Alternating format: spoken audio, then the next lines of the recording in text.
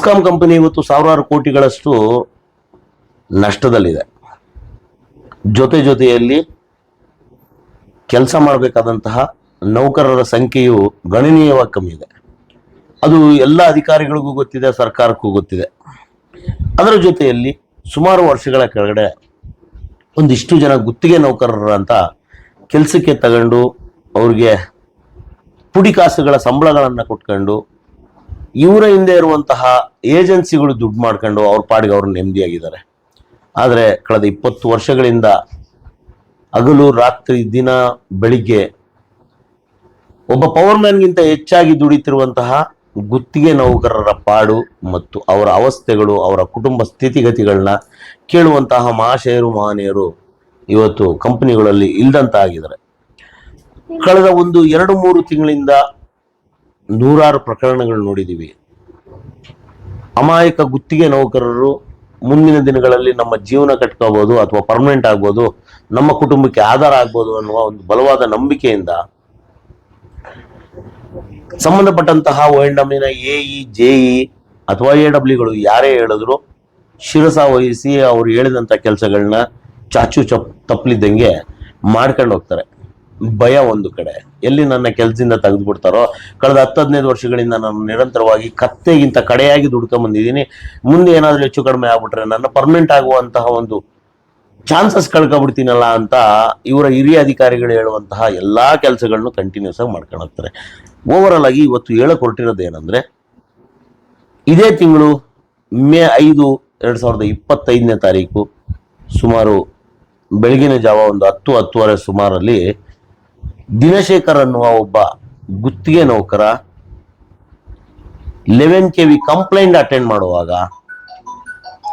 ವಿದ್ಯುತ್ತಿನ ಸಂಪರ್ಕಕ್ಕೆ ಬಂದು ಕಂಬದ ಮೇಲಿಂದ ಕೆಳಗಡೆ ಬೀಳ್ತಾರೆ. 9 ಮೀಟರ್ನ DP ಸ್ಟ್ರಕ್ಚರ್ ಮೇಲಿಂದ ಭೂಮಿಗೆ ಬಿದ್ದಾಗ ಅವರ ಸೊಂಟಕ್ಕೆ ಏಟಾಗಿ ಇವತ್ತು 2 ಮಕ್ಕಳ ತಂದೆ ಬೆಡ್ನ ಹತ್ತುವಂತ ಪರಿಸ್ಥಿತಿ ಬಂದು ಮಲಗಿದ್ದಾರೆ. ಕೋಲಾರ್ SC ಮತ್ತು KGFನ ಈ AWಗಳು ಈ ಆರ್ಪೆಟ್ 2ನ AE ಆದಂತಹ ವಿಮಲ್ ಅವರು ಇವರ ಬಗ್ಗೆ ಏನ್ ಕಾಳಜಿ ತಗೊಂಡಿದ್ದಾರೆ. ಅವತ್ತಿದ್ದಂತಹ ಷಣ್ಮುಗಂ ಅನ್ನುವ ಒಬ್ಬ ಲೈನ್ಮ್ಯಾನ್ ಜೊತೆಯಲ್ಲಿ ಕಂಪ್ಲೇಂಟ್ ಅಟೆಂಡ್ ಮಾಡಕ್ ಹೋದಂತಹ ಒಬ್ಬ ಟೆಂಪ್ರವರಿ ನೌಕರ ಇವತ್ತು ಈ ಪರಿಸ್ಥಿತಿಯಲ್ಲಿ ಮಲಗಿದ್ದಾರೆ. ಅವ್ರಿಗೆ ಕಾಲಿನ ಸ್ಪರ್ಶ ಇಲ್ಲ. ಈ ಭಾಗದಿಂದ, ಹೊಟ್ಟೆಯ ಭಾಗದಿಂದ ಕೆಳಗಡೆವರೆಗೂ ಯಾವುದೇ ರೀತಿಯಾದ ಸ್ಪರ್ಶ ಇಲ್ಲ ಅಂತೆ. ಸರ್ ಏನಾದ್ರು ಗೊತ್ತಾಗ್ತಾ ಇದೆಯಾ? ಇಲ್ಲಿ ಇಲ್ಲಿ ಇಲ್ಲಿ ಇಲ್ಲಿ ಒಟ್ಟಲ್ಲಿ ಇಲ್ಲಿಂದ ಕೆಳಗಡೆಗೆ ಏನು ಗೊತ್ತಾಗ್ತಿಲ್ಲ.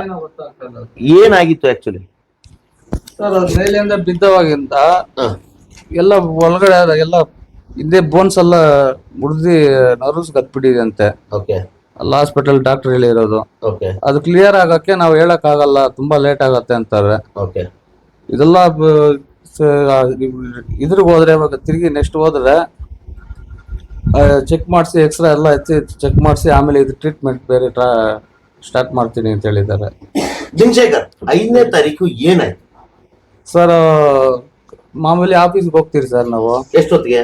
9:30 ಅಲ್ಲಿ ಇರ್ತೀರಿ ಸರ್ ಆಫೀಸಲ್ಲಿ. ಹಾ ಸರ್, ಡ್ಯೂಟಿ ಅಲರ್ಟ್ ಮಾಡಿ ಸರ್ ಎಲ್ಲಾರು 10 o'clock. ಡ್ಯೂಟಿ ಅಲರ್ಟ್ ಮಾಡಿದ್ದಾರೋ? ಅವ್ರು ವಿಮಲ್ ಸರ್ ಅಂತ. ವಿಮಲ್ ಸರ? ವಿಮಲ್ ಯಾರು? ಅವ್ರು ನಮ್ ಸೆಕ್ಷನ್ ಆಫೀಸರ್ ಸರ್. ಅವರು ಸೆಕ್ಷನ್ ಆಫೀಸರ್ ವಿಮಲ್ ಅಂತ ನಿಮಗೆ ಡ್ಯೂಟಿ ಅಲರ್ಟ್ ಮಾಡಿದ್ರು. ಏನ್ ಡ್ಯೂಟಿ ಅಲರ್ಟ್ ಮಾಡಿದ್ರು ಸರ್? ಸಿಂಗಲ್ ಕಂಪ್ಲೇಂಟ್ ಹಿಡಿತ್ತು, ಅದು ಅಟೆಂಡ್ ಮಾಡ್ಕೊಂಡು ಮಜರಾಗುಟ್ಟೆಯಲ್ಲಿ ಪೊಲೀಸ್ ಸ್ಟೇಷನ್ ಅಲ್ಲಿ ಕರೆಂಟ್ ಇಲ್ಲ ಅಂತ ಹೇಳ್ಬಿಟ್ಟು ಹೋಗ್ಬಿಟ್ಟು ಬನ್ನಿ ಅಂತ ಹೇಳ್ಬಿಟ್ಟು ಕಳ್ಸಿದ್ರು. ಎಷ್ಟು ದೂರ ಆಗುತ್ತೆ ನಿಮ್ಮ ONDM ಇಂದ? ಸರ್ ಅದೊಂದು 10 ಕಿಲೋಮೀಟರ್ ಬರ್ಬೋದು ಸರ್. ಅದು ಮಜರಾಗುಟ್ಟಳ್ಳಿ ಅನ್ನೋ ಒಂದು ಪೊಲೀಸ್ ಸ್ಟೇಷನ್ ನ ಕಂಪ್ಲೇಂಟ್ ಇತ್ತು. SI ಫೋನ್ ಮಾಡಿದ್ರು. ಹಂಗಾಗಿ ಆ ಕಂಪ್ಲೇಂಟ್ ಗೆ ನಿಮ್ಮನ್ನ ಯಾರು ಕಳ್ಸಿದ್ರು? ನನ್ನ ಷಣ್ಮುಗ ಪ್ರಸಾದ್ ಗಾಡಿ ಡ್ರೈವರ್ ಇದ್ರು ಸರ್. ಗಾಡಿ ಇತ್ತು, ವ್ಯಾನ್ ಇತ್ತು. 3 ಜನ ಹೋದ್ರಿ ಸರ್. ಏನ್ ಕಂಪ್ಲೇಂಟ್ ಅಂತ ಹೇಳಿದ್ರು? ಸರ್ ಸ್ಟೇಷನ್ ಕರೆಂಟ್ ಇಲ್ಲ ಅಂತ ಹೇಳ್ಬಿಟ್ಟು ಕಳ್ಸಿದ್ರು. Single phase complaint actually. ಆಮೇಲೆ ಅಲ್ಲೋಗ್ ನೋಡಿದ್ರೆ 11 KV ಜಂಪ್ ಕಟ್ ಆಗಿತ್ತು. ಅಲ್ಲ, ಇವಾಗ ಬರೀ ಪೊಲೀಸ್ ಸ್ಟೇಷನ್ ಮಾತ್ರ ಕರೆಂಟ್ ಇದ್ದಿಲ್ವಾ ಅಥವಾ ಇಡೀ ಆ ಒಂದು ಫೀಡರ್ ಬರೋಂಥದ್ದು ಫುಲ್ ಕರೆಂಟ್? ಇಲ್ಲ ಸರ್, ಸ್ಟೇಷನ್ ಮಾತ್ರ ಕರೆಂಟ್ ಇಲ್ಲ ಅಂತ ಹೇಳ್ಬಿಟ್ಟು ಕಳ್ಸಿದ್ರು ನಮ್ಮನ್ನ. ನಿಮ್ಮನ್ನ ಕಳ್ಸಿದ್ದು ಅದಕ್ಕೆ ಅಲ್ಲ? ನೀವು ಅಲ್ಲಿ ಹೋಗಿ ನೋಡಿದಾಗ ಅದೇ ರೆಡ್ ಇಸ್ ದ ಪ್ರಾಬ್ಲಮ್ ಇತ್ತು ಸರ್. ಅದು ಸ್ಟೇಷನ್ ಅಲ್ಲಿ ಪೊಲೀಸ್ ಸ್ಟೇಷನ್ ಪ್ರಾಬ್ಲಮ್ ಇತ್ತು ಅದು ಸರಿ. ಕರೆಂಟ್ ಇಲ್ಲ ಅಂತ ಹೇಳ್ಬಿಟ್ಟು. ಸರಿ ನಾವು ಆನ್ ದಿ ವೇ ರೋಡ್ ಅಲ್ಲಿ ಹೋಗೋವಾಗ ಮೇಲೆ ನೋಡಿದ್ರೆ ಜಂಪ್ ಕಟ್ ಆಗಿತ್ತು. ನೀವು ಅಲ್ಲಿ ಹೋಗೋವಾಗ್ಲೇ ನೋಡಿದ್ರಿ? ಷಣ್ಮುಖ ಪ್ರಸಾದ್ ಗಾಡಿ ನಿಲ್ಸ್ಬಿಟ್ಟು ಸರ್ ಇಲ್ಲಿ ಜಂಪ್ ಕಟ್ ಆಗಿದೆ ಅಂತ ಹೇಳಿದ್ರು ಸರ್ ವಿಮಲ್ ಸರ್ಗೆ. ಸರ್ ಸರಿ ಎಲ್ಸಿ ಕೊಟ್ಬಿಡ್ತೀನಿ ಹಂಗೆ ಹಾಕೊಂಡ್ ಬಂದ್ಬಿಡ್ರಿ. ಎಷ್ಟು ಗಂಟೆಲಿ ಇದು ಸರ್ 11:30 ಮೇಲೆ ಆಗಿರ್ಬೋದು ಸರ್. 5ನೇ ತಾರೀಕು ಬೆಳಗ್ಗೆ 11:30 ನೀವು ಇವ್ರಿಗೆ ವಿಮಲ್ಗೆ ಮಾತಾಡಿದಿರಾ? ವಿಮಲ್ಗೆ ಅವ್ರು ಷಣ್ಮುಖ ಪ್ರಸಾದ್ ಎಲ್ಸಿ ಕೇಳಿರೋದು. ಸರಿ, ಎಲ್ಸಿ ಕೊಟ್ರು ಸರ್. ಓಕೆ, ಎಷ್ಟೊತ್ತಿಗೆ ಎಲ್ಸಿ ಕೊಟ್ರು ಸರ್? ಅದೇ ಟೈಮ್ ಸರ್ 12 ಒಳಗಡೆ ಇರ್ಬೋದು ಸರ್. ಆಯ್ತು, ಎಲ್ಸಿ ಕೊಟ್ಟಾದ್ಮೇಲೆ ಏನಾಯ್ತು ಸರ್? ಅದೇ ಏಣಿ ಹಾಕ್ದೆ ನಾನು. ನೀವು ಹೋಗಿ ಏಣಿ ಹಾಕಿದ್ರಿ? ಏಣಿ ಹಾಕಿ ಪೋಲ್ಗೆ ಹಾಕಿದೆ. ಸರಿ ಎಲ್ಸಿ ಆಗಿದೆ ಅಂತ ಹೇಳಿದ್ರು ಷಣ್ಮುಖ ಪ್ರಸಾದ್, ಹತ್ಬೋದು ಅಂತ ಹೇಳಿದ್ರು. ಸರಿ ನಾನು ಹತ್ಬಿಟ್ಟು. ನೀವ್ ಯಾಕೆ ಹತ್ತದ್ರಿ? ಆ ಸೆಕ್ಷನ್ ಅಲ್ಲೇ ಎಲ್ಲ ನಮ್ ಗ್ಯಾಂಗ್ ಮ್ಯಾನ್ ಹುಡುಗರ್ನೆಲ್ಲ 11 KV HTPs ಹಾಕೋದು, LTPs ಹಾಕೋದು ಎಲ್ಲ ಮಾಡ್ತಾರೆ ಸರ್. ರೆಗ್ಯುಲರ್ ಮಾಡ್ತಾರೆ. ನೀವು ಗ್ಯಾಂಗ್ ಮ್ಯಾನ್ ಹುಡುಗ್ರೆ ಕಂಬ ಹತ್ತದು ಹಂಗಂದ್ರೆ? ಹೌದು ಸರ್. ಪರ್ಮನೆಂಟ್ ಎಂಪ್ಲಾಯ್ಸ್ ಯಾರು ಕಂಬ ಹತ್ತಲ್ಲ? ಮತ್ತ ಸರ್ ಅವರು ಅದೇ ಒಂದ್ ಕಂಬ ಹತ್ತಂದ್ರೆ ನಾವ್ ಒಂದ್ ಕಂಬ ಹತ್ತೀವಿ. ಆತರ ಮಾಡ್ಕೊಂಡು ಹೋಗ್ತಾ ಇರ್ತೀವಿ ನಾವು. ಇವಾಗ ಕಳೆದ 20 ವರ್ಷದಿಂದ ನೀವು ಈ ಒಂದು ಇದರಲ್ಲಿ ಆರ್ಪೇಟೆಯಲ್ಲಿ ಕೆಲಸ ಮಾಡ್ತಾ ಇದ್ರಿ, ಆರ್ಪೇಟೆ ವೈಂಡಮಲ್ಲಿ ಕೆಲಸ ಮಾಡ್ತಾ ಇದ್ರ. ಆ 20 ವರ್ಷದಿಂದಾನು ಕಂಬ ಹತ್ತಿ ಇಳಿತಾ ಇದ್ರ? ಮಾಡ್ತಾ ಇದೀವಿ ಸರ್. ಅವತ್ತಿಂದಾನು ಇದೇ ಕೆಲಸ ಮಾಡ್ತಾ ಇದ್ರಿ. ನಿಮಗೆ ಗೊತ್ತಿಲ್ವಾ ಒಬ್ಬ ಟೆಂಪ್ರವರಿ ಮಜ್ದೂರ್ ಹುಡುಗ ಕಂಬ ಹತ್ಬಾರ್ದು ಅಂತ? ಗೊತ್ತು ಸರ್. ಅದು ಸರ್ ಹೇಳ್ತಾರೆ ಸರ್, ಇಷ್ಟ ಆದ್ರೆ ಮಾಡಿ ಇಲ್ಲ ಅಂದ್ರೆ ಹೋಗ್ತಾರೆ ಕೆಲಸ ಬಿಟ್ಟು ಹಂಗಂತ ನಿಮ್ ಸೆಕ್ಷನ್ ಆಫೀಸರ್ ಹೇಳ್ತಾರೆ ಸರ್. ಖಂಡಿತವಾಗ್ಲಿ ಹಿಂಗೆ ಹೇಳ್ತಾರ? ಹೌದು ಸರ್, ಹೇಳಿದ್ದಾರೆ. ಅವತ್ತು ನೀವು ಅಲ್ಲಿ ಅರ್ತ್ ಮೆಟೀರಿಯಲ್ಸ್ ಬಳಸಿದ್ರ ಸರ್? ಅವ್ರು ಗ್ಲೌಸ್ ಕೊಟ್ಟಿದ್ದಾರೆ. ಗ್ಲೌಸ್ ಕೂಡ ಹ್ಯಾಂಡ್ ಗ್ಲೌಸ್ ಕೈಗೆ ಹಾಕೊಂಡು ಕೆಲಸ ಮಾಡಕ್ ಆಗಲ್ಲ ಸರ್. ಅದು ಹ್ಯಾಂಡ್ ಗ್ಲೌಸ್ ಬಿಟ್ಟು ಏನ್ ಕೊಟ್ಟಿದ್ದಾರೆ? ಅರ್ಥಿಂಗ್ ರಾಡ್ ಇದೆ ಸರ್, ಅದೆಲ್ಲ ಒಟ್ಟೋಗಿದೆ. ಅದು ಅರ್ಥ ರಾಡ್ ಹಾಕೊಂಡಿಲ್ಲ ನೀವು? ಇಲ್ಲ ಸರ್. ಟಚ್ ಮಾಡಿಲ್ಲ? ಇಲ್ಲ ಸರ್. ಡಿಸ್ಚಾರ್ಜ್ ಮಾಡಿಲ್ಲ? ಇಲ್ಲ ಸರ್. ಡೈರೆಕ್ಟ್ ಆಗಿ ನಿಮ್ಮ ಇವರು ಯಾರು ಷಣ್ಮುಖ ಪ್ರಸಾದ್ ಇದ್ರು ಎಲ್ಸಿ ತಗೊಂಡ್ರು ಅವರು. ನಾನು ಹತ್ತಿ ಬೇಲೆ ಕಟಿಂಗ್ ಪ್ಲೇಯರ್ ಹೊಡೆದ್ಬಿಟ್ಟು 11 KV ಸೊಂಟದಲ್ಲಿ ಕಟಿಂಗ್ ಪ್ಲೇಯರ್ ಇಟ್ಕೊಂಡು ಕೈ ಹಿಂಗ್ ಇಟ್ಕೊಂಡಿದ್ದೆ ಅಷ್ಟೇ. ಇಟ್ಕೊಂಡಿದ್ದು ಒಂದು 10 ಮಿನಿಟ್ಸ್ ಬಿಡ್ಲೇ ಇಲ್ಲ ಸರ್. ಕಿರ್ಚ್ತಾ ಇದೀನಿ ಬಿಡ್ಲೇ ಇಲ್ಲ. ಅದು ಫುಲ್ ಬಾಡಿ ಕಲರ್ ಒಂಥರ ಕಣ್ಣೆಲ್ಲ ರೆಡ್ ಆಗೋಯ್ತು, ಕಾಲವರೆಗೂ ಪವರ್ ಇಳಿತು. ಹಂಗೆ ಕೆಳಗಡೆ ಏಣಿ ಹಾಕೊಂಡ್ ಜೋರಾಗಿ ಅಲ್ಲಾಡ್ಸಿದ್ ನೋಡಿ. ಅವಾಗ ಬಿಟ್ಟಿದ ತಕ್ಷಣ ಕೆಳಗಡೆ ಹಂಗೆ ಡೈರೆಕ್ಟ್ ಆಗಿ ಬಂದ್ ಬಿದ್ದೋದೆ ಸರ್. ನೆಲದ ಮೇಲೆ ಬಿದ್ರ? ಬಂಡೆ ಮೇಲೆ ಬಿದ್ರ? ಎಲ್ಲಿ ಬಿದ್ರಿ? ಕೆಳಗಡೆ ನೆಲ ಇತ್ತು ಸರ್. ಆ ಕಡೆ ಏಣಿ ಹಾಕೊಂಡಿದ್ರೆ ಕಾಲುವೆ ಅದು ಜಂಪ್ ಕಟ್ ಆಗಿದ್ದ. ಆ ಕಡೆ ನಾವ್ ಏಣಿ ಈ ಕಡೆ ಹಾಕೊಂಡು ಆ ಕಡೆ ಹೋಗಿ ಕೆಲಸ ಮಾಡೋಣ ಅಂತ ಏಣಿ ಹಾಕೊಂಡಿತ್ತು. ಕೆಳಗಡೆ ನೆಲ ಇತ್ತು, ನೇರಾಗಿ ಬಂದ್ ಹಂಗೆ ಬಿದ್ದೋದೆ ಸರ್. ಮೇಲಿಂದ ಇವಾಗ 9 ಮೀಟರ್ ಪೋಲ್ ಇಂದ ಡೈರೆಕ್ಟ್ ಆಗಿ ಬಂದಿದ್ದೀನಿ ಸರ್. ಓಕೆ, ಏನೇನು ಅಡ್ಡ ಬರ್ಲಿಲ್ಲ ನಿಮ್ಗೆ? ಏಣಿ ಏನು ಅಡ್ಡ ಬಂದಿಲ್ಲ ಸರ್. ನೀವು ಡೈರೆಕ್ಟ್ ಆಗಿ ನೆಲದ ಬಿದ್ದ ಮೇಲೆ ಏನಾಯ್ತು ಸರ್? ಹಂಗೆ ಬಿದ್ದಿತ್ತು ಅಷ್ಟೇ ಸರ್. ಎಲ್ಲ ಜಾಮ್ ಆಗೋಯ್ತು, ಎದೊಳಕ್ಕಾಗಿಲ್ಲ. ಎತ್ತಾರೆ ಅವ್ರ ಕೈಯಲ್ಲಿ. ಎಲ್ಲ ಊರವ್ರೆಲ್ಲ ಓಡ್ ಬಂದ್ ನೀರ್ ಎತ್ಕೊಂಡ್ ನೀರ್ ಕೊಡ್ಬಾರ್ದು ಅಂತ ಹೇಳಿದ್ರು. ಅವರು ಪೊಲೀಸ್ ಅವ್ರು ಕೂಡ ಓಡ್ ಬಂದ್ರು, ಎತ್ಕೊಂಡೋಗ್ರಿ ಹಾಸ್ಪಿಟಲ್ ಫಸ್ಟ್ ಎತ್ಕೊಂಡೋಗ್ರಿ ಅಂತ. ಪೊಲೀಸ್ ಅವ್ರು ಬಂದ್ರ? ಅವರು ಬಂದಿದ್ರು ಸರ್ ಸ್ಪಾಟ್ ಅಲ್ಲಿ. ಆಮೇಲೆ ಡೈರೆಕ್ಟ್ ಆಗಿ ಹಾಸ್ಪಿಟಲ್ ಇಂದ ಸ್ಪಾಟ್ ಇಂದ ಸಿವಿಲ್ ಹಾಸ್ಪಿಟಲ್ ಕರ್ಕೊಂಡು ಹೋದ್ರು. ಅಲ್ಲಿ ಎಲ್ಲ ಅವ್ರು ಇಲ್ಲಾಗಲ್ಲ ಕೋಲಾರ ಕರ್ಕೊಂಡು ಹೋಗಿ ಅಂತ ಹೇಳ್ಬಿಟ್ಟು ಕೋಲಾರ ಕರ್ಕೊಂಡು ಹೋದ. ಕೋಲಾರ ಆಯ್ತು. ಅದಾದ್ಮೇಲೆ ಬೆಂಗಳೂರಿಗೆ ಹೋದ್ರೆ ಬೆಂಗಳೂರು ಹಾಸ್ಪಿಟಲ್ ಅಲ್ಲಿ ಆಪರೇಷನ್. ಎಷ್ಟು ಆಪರೇಷನ್ ಆಗಿದೆ ನಿಮ್ಗೆ? 3 ಆಪರೇಷನ್ ಆಗಿದೆ ಸರ್. 3 ಆಪರೇಷನ್, ಬೆನ್ಮೂಳೆಗೆ ಆಪರೇಷನ್ ಆಗಿದೆ. ಸರ್. ಏನ್ ಹೇಳ್ತಾರೆ ಡಾಕ್ಟರ್ ಇವಾಗ? ಸರ್ ಲೇಟ್ ಆಗತ್ತೆ, 1.5 ವರ್ಷ ಮೇಲೆ ಆಗ್ಬೋದು. ಇದೆಲ್ಲ ಕ್ಲಿಯರ್ ಆಗಕ್ಕೆ ಕಷ್ಟ ಇದೆ. ಅದು ನಿಧಾನ ಕ್ಯೂರ್ ಆಗತ್ತೆ. ಅದು ಒಂದೇ ಸಲ ಎಲ್ಲ ಆ ತರ ಮಾಡಕ್ ಆಗಲ್ಲ. ದಿನಶೇಖರ್, ನಿಮ್ಗೆ ಎಷ್ಟು ಜನ ಮಕ್ಕಳು? ಸರ್ ನನ್ಗೆ ಇಬ್ರು ಹೆಣ್ಮಕ್ಳು ಇದ್ದಾರೆ. ನಮ್ಮ ವೈಫ್ ಇದ್ದಾರೆ. ಏನ್ ಓದ್ತಾರೆ? ದೊಡ್ಡ ಮಗಳು ಏನ್ ಓದ್ತಾಳೆ? ದೊಡ್ಡ ಮಗಳು 8th ಸ್ಟ್ಯಾಂಡರ್ಡ್ ಅಲ್ಲಿ. ಚಿಕ್ಕ ಮಗಳನ್ನ ಸ್ಕೂಲ್ ಸೇರ್ಸ್ಬೇಕು. ಏನ್ ಪರಿಸ್ಥಿತಿ, ಮನೆ ಪರಿಸ್ಥಿತಿ ಏನು? ಸರ್ ತುಂಬಾ ಕಷ್ಟ ಇದೆ ಸರ್. ಆ ಕೆಲಸ ನಂಬ್ಕೊಂಡು ಹೋಗಿ ಇಷ್ಟು ವರ್ಷ ಮಾಡಿ ಏನೋ ಇಲ್ದಿರ ಆಗೋತ್ತು. ಯಾರು ನಮ್ಗೆ ಸಪೋರ್ಟ್ ಇಲ್ಲ. ಬಂದ್ ಈ ತರ ಒಂದೇ ಸಲಿ ಬಿದ್ದು ಅಂತಂದ್ರೆ ಸರ್ ಮಾಡೋದು. ಯಾರು ತಪ್ಪೇ ಇರೋದು ಇವಾಗ?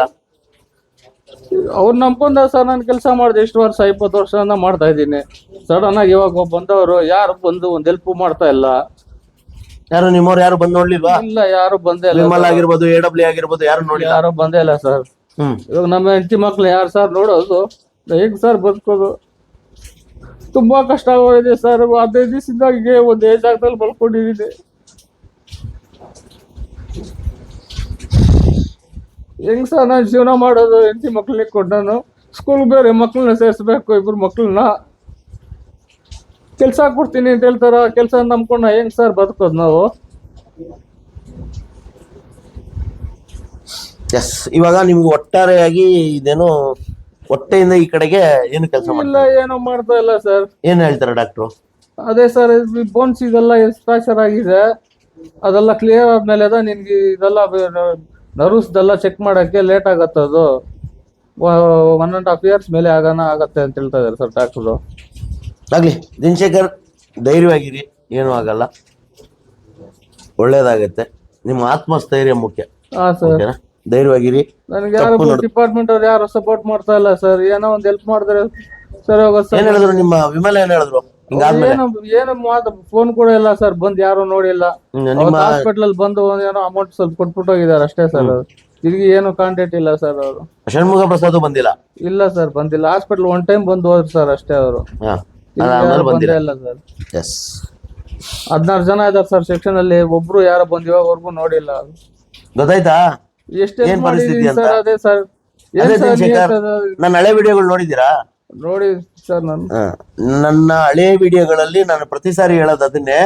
ನಿಮಗೇನಾದ್ರೂ ಹೆಚ್ಚು ಕಡಿಮೆ ಆದ್ರೆ ನಿಮ್ಮ ಕುಟುಂಬಗಳು ಬಿಟ್ರೆ ಬೇರೆ ಯಾರೋ ಬರಲ್ಲ ನಿಮ್ ಜೊತೆಲಿ. ಸರ್ ನಿಮಗ್ ನೀವೇ ನೋಡ್ಕೋಬೇಕು. ನಿಮಗೆ ಎಇ ಬರಲ್ಲ, ಜೆಇ ಬರಲ್ಲ, AW ಬರಲ್ಲ, ಯಾರು ಬರಲ್ಲ ಅಂತ ಅದನ್ನೇ ನಾನು ಹೇಳೋದು. ಕರ್ನಾಟಕದ ಪ್ರತಿಯೊಬ್ಬ ಪವರ್ ಮ್ಯಾನ್, ಕೆಲಸ ಮಾಡುವಂತ ಪ್ರತಿಯೊಬ್ಬರಿಗೂ ನಾನು ಅದನ್ನೇ ಹೇಳ್ತೀನಿ. ಆದ್ರೆ ಇಂಧನ ಇಲಾಖೆಯಲ್ಲಿ ಕೆಲಸ ಮಾಡುವಂತ ಪ್ರತಿಯೊಬ್ಬ ಪವರ್ ಮ್ಯಾನ್ಗಳು ಈ ಒಬ್ಬ ದಿನಶೇಖರ್ ಅನ್ನುವ ಒಂದು ಕೇಸ್ನ ದಯವಿಟ್ಟು ರೆಫರೆನ್ಸ್ ಆಗಿ ಇಟ್ಕೊಳ್ಳಿ. ಪ್ರತಿಯೊಬ್ರು ಪರ್ಮನೆಂಟ್ ಅಥವಾ ಟೆಂಪ್ರವರಿ ಯಾರಾದ್ರಾಗಿರ್ಲಿ, ನಿಮ್ಗೆ ಎಂಡ್ ಆಫ್ ದ ಪಾರ್ಟ್ ಅಲ್ಲಿ ಸಿಗೋ ರಿಸಲ್ಟ್ ಒಂದೇ. ನಿಮ್ಮ ಕುಟುಂಬಗಳು, ನಿಮ್ಮ ಜೊತೆಯಲ್ಲಿ ನಿಲ್ಲುವಂತ ಸ್ನೇಹಿತರು, ಅವರು ಎಷ್ಟು ದಿನ ಅಂತ ನೋಡ್ದಾರ್ರಿ? ಎಷ್ಟು ದಿನ ನೋಡಕ್ಕಾಗತ್ತೆ? ಒಂದ್ಸರಿ ಪವರು ಬಾಡಿ ಒಳಗಡೆ ಎಂಟ್ರಿ ಆಯ್ತು ಅಂದ್ರೆ ಏನಾಗತ್ತೆ ಅನ್ನೋದನ್ನ ಆ ಮನುಷ್ಯ ಬದುಕಿದ್ರೆ ಅವನ್ನೇ ಕೇಳ್ಬೇಕು. ಯಾಕಂದ್ರೆ ಸಹಜವಾಗಿ ನಮ್ಗೆ ಒಂದು ಸಣ್ಣ ಏನು LT ಟಚ್ ಆದ್ರೂ, ಮನೇಲಿರುವಂತ ವೈರ್ ಟಚ್ ಆದ್ರೂ ಎಷ್ಟು ಜುಮ್ ಅನ್ನತ್ತೆ, ಅಥವಾ ಶಾರ್ಟ್ ಆದಾಗ ಅದನ್ನ ನೋಡಕ್ಕಾಗಲ್ಲ. ಆದ್ರೆ 11 kV ಬಾಡಿಗೆ ಎಂಟ್ರಿ ಆಗಿದೆ ಅಂದ್ರೆ ಅರ್ಥ ಮಾಡ್ಕೋಬೇಕು. ಇವತ್ತು ನಮ್ಮ ಜೊತೆಯಲ್ಲಿ ಅವ್ರ ಶ್ರೀಮತಿ ಅವರು ಇದ್ದಾರೆ ನೋಡಿ, ಪುಟ್ಟ ಮಗಳು. ಆ ಮಗು 8ನೇ ಕ್ಲಾಸ್ ಓದ್ತಾ ಇದೆ. ಈ ಮಗು ಇನ್ನು ಇವಾಗ ಬಾಲ್ವಾಡಿ ಮುಗಿಸಿ 1ನೇ ಕ್ಲಾಸ್ಗೆ ಅಡ್ಮಿಷನ್ ಹೋಗ್ಬೇಕಂತ. ಇವರ ತಾಯಿಗೆ ಶ್ವಾಸಕೋಶ ತೊಂದರೆ ಇದೆ. ಒಂದು ಶ್ವಾಸಕೋಶ ಮಾತ್ರ ಕೆಲಸ ಮಾಡುತ್ತೆ, ಇನ್ನೊಂದು ಮಾಡಲ್ಲ. ಅವರು ಆಕ್ಸಿಜನ್ ಅಲ್ಲಿ ಬದುಕ್ತಾ ಇದ್ದಾರೆ. 8ನೇ ಕ್ಲಾಸ್ ಓದಿದಂತ ಹೆಣ್ಣು ಮಗಳು ಇವತ್ತು ದಿನಶೇಖರ್ನ ನಂಬ್ಕೊಂಡು ಮದುವೆ ಆಗಿ 2 ಮಕ್ಕಳ ತಾಯಿ ಆಗಿದ್ದಾರೆ. ಇವತ್ತೇನಾದ್ರೂ ದೌರ್ಭಾಗ್ಯಕ್ಕೆ ಏನಾದ್ರೂ ಹೆಚ್ಚು ಕಡಿಮೆ ಆಗಿದ್ರೆ ಆ ಹೆಣ್ಣು ಮಗಳ ಪರಿಸ್ಥಿತಿ ಏನು, ಈ ಮಕ್ಕಳ ಸ್ಥಿತಿ ಏನು, ಈ ಕುಟುಂಬದ ಮನೆ ಪರಿಸ್ಥಿತಿ ಏನು?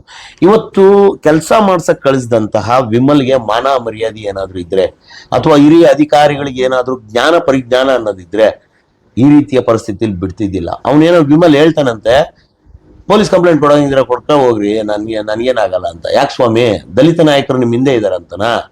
ನೀವೊಬ್ಬ ದಲಿತರಾಗಿ ಇನ್ನೊಬ್ಬ ದಲಿತನಿಗೆ ಅನ್ಯಾಯ ಮಾಡಕ್ ಕೊಟ್ಟಿದ್ದೀರಲ್ಲ, ಇದೇನಾ ನೀವು ದಲಿತರ ಜೊತೆಲಿ ನಿಲ್ಲೋದು?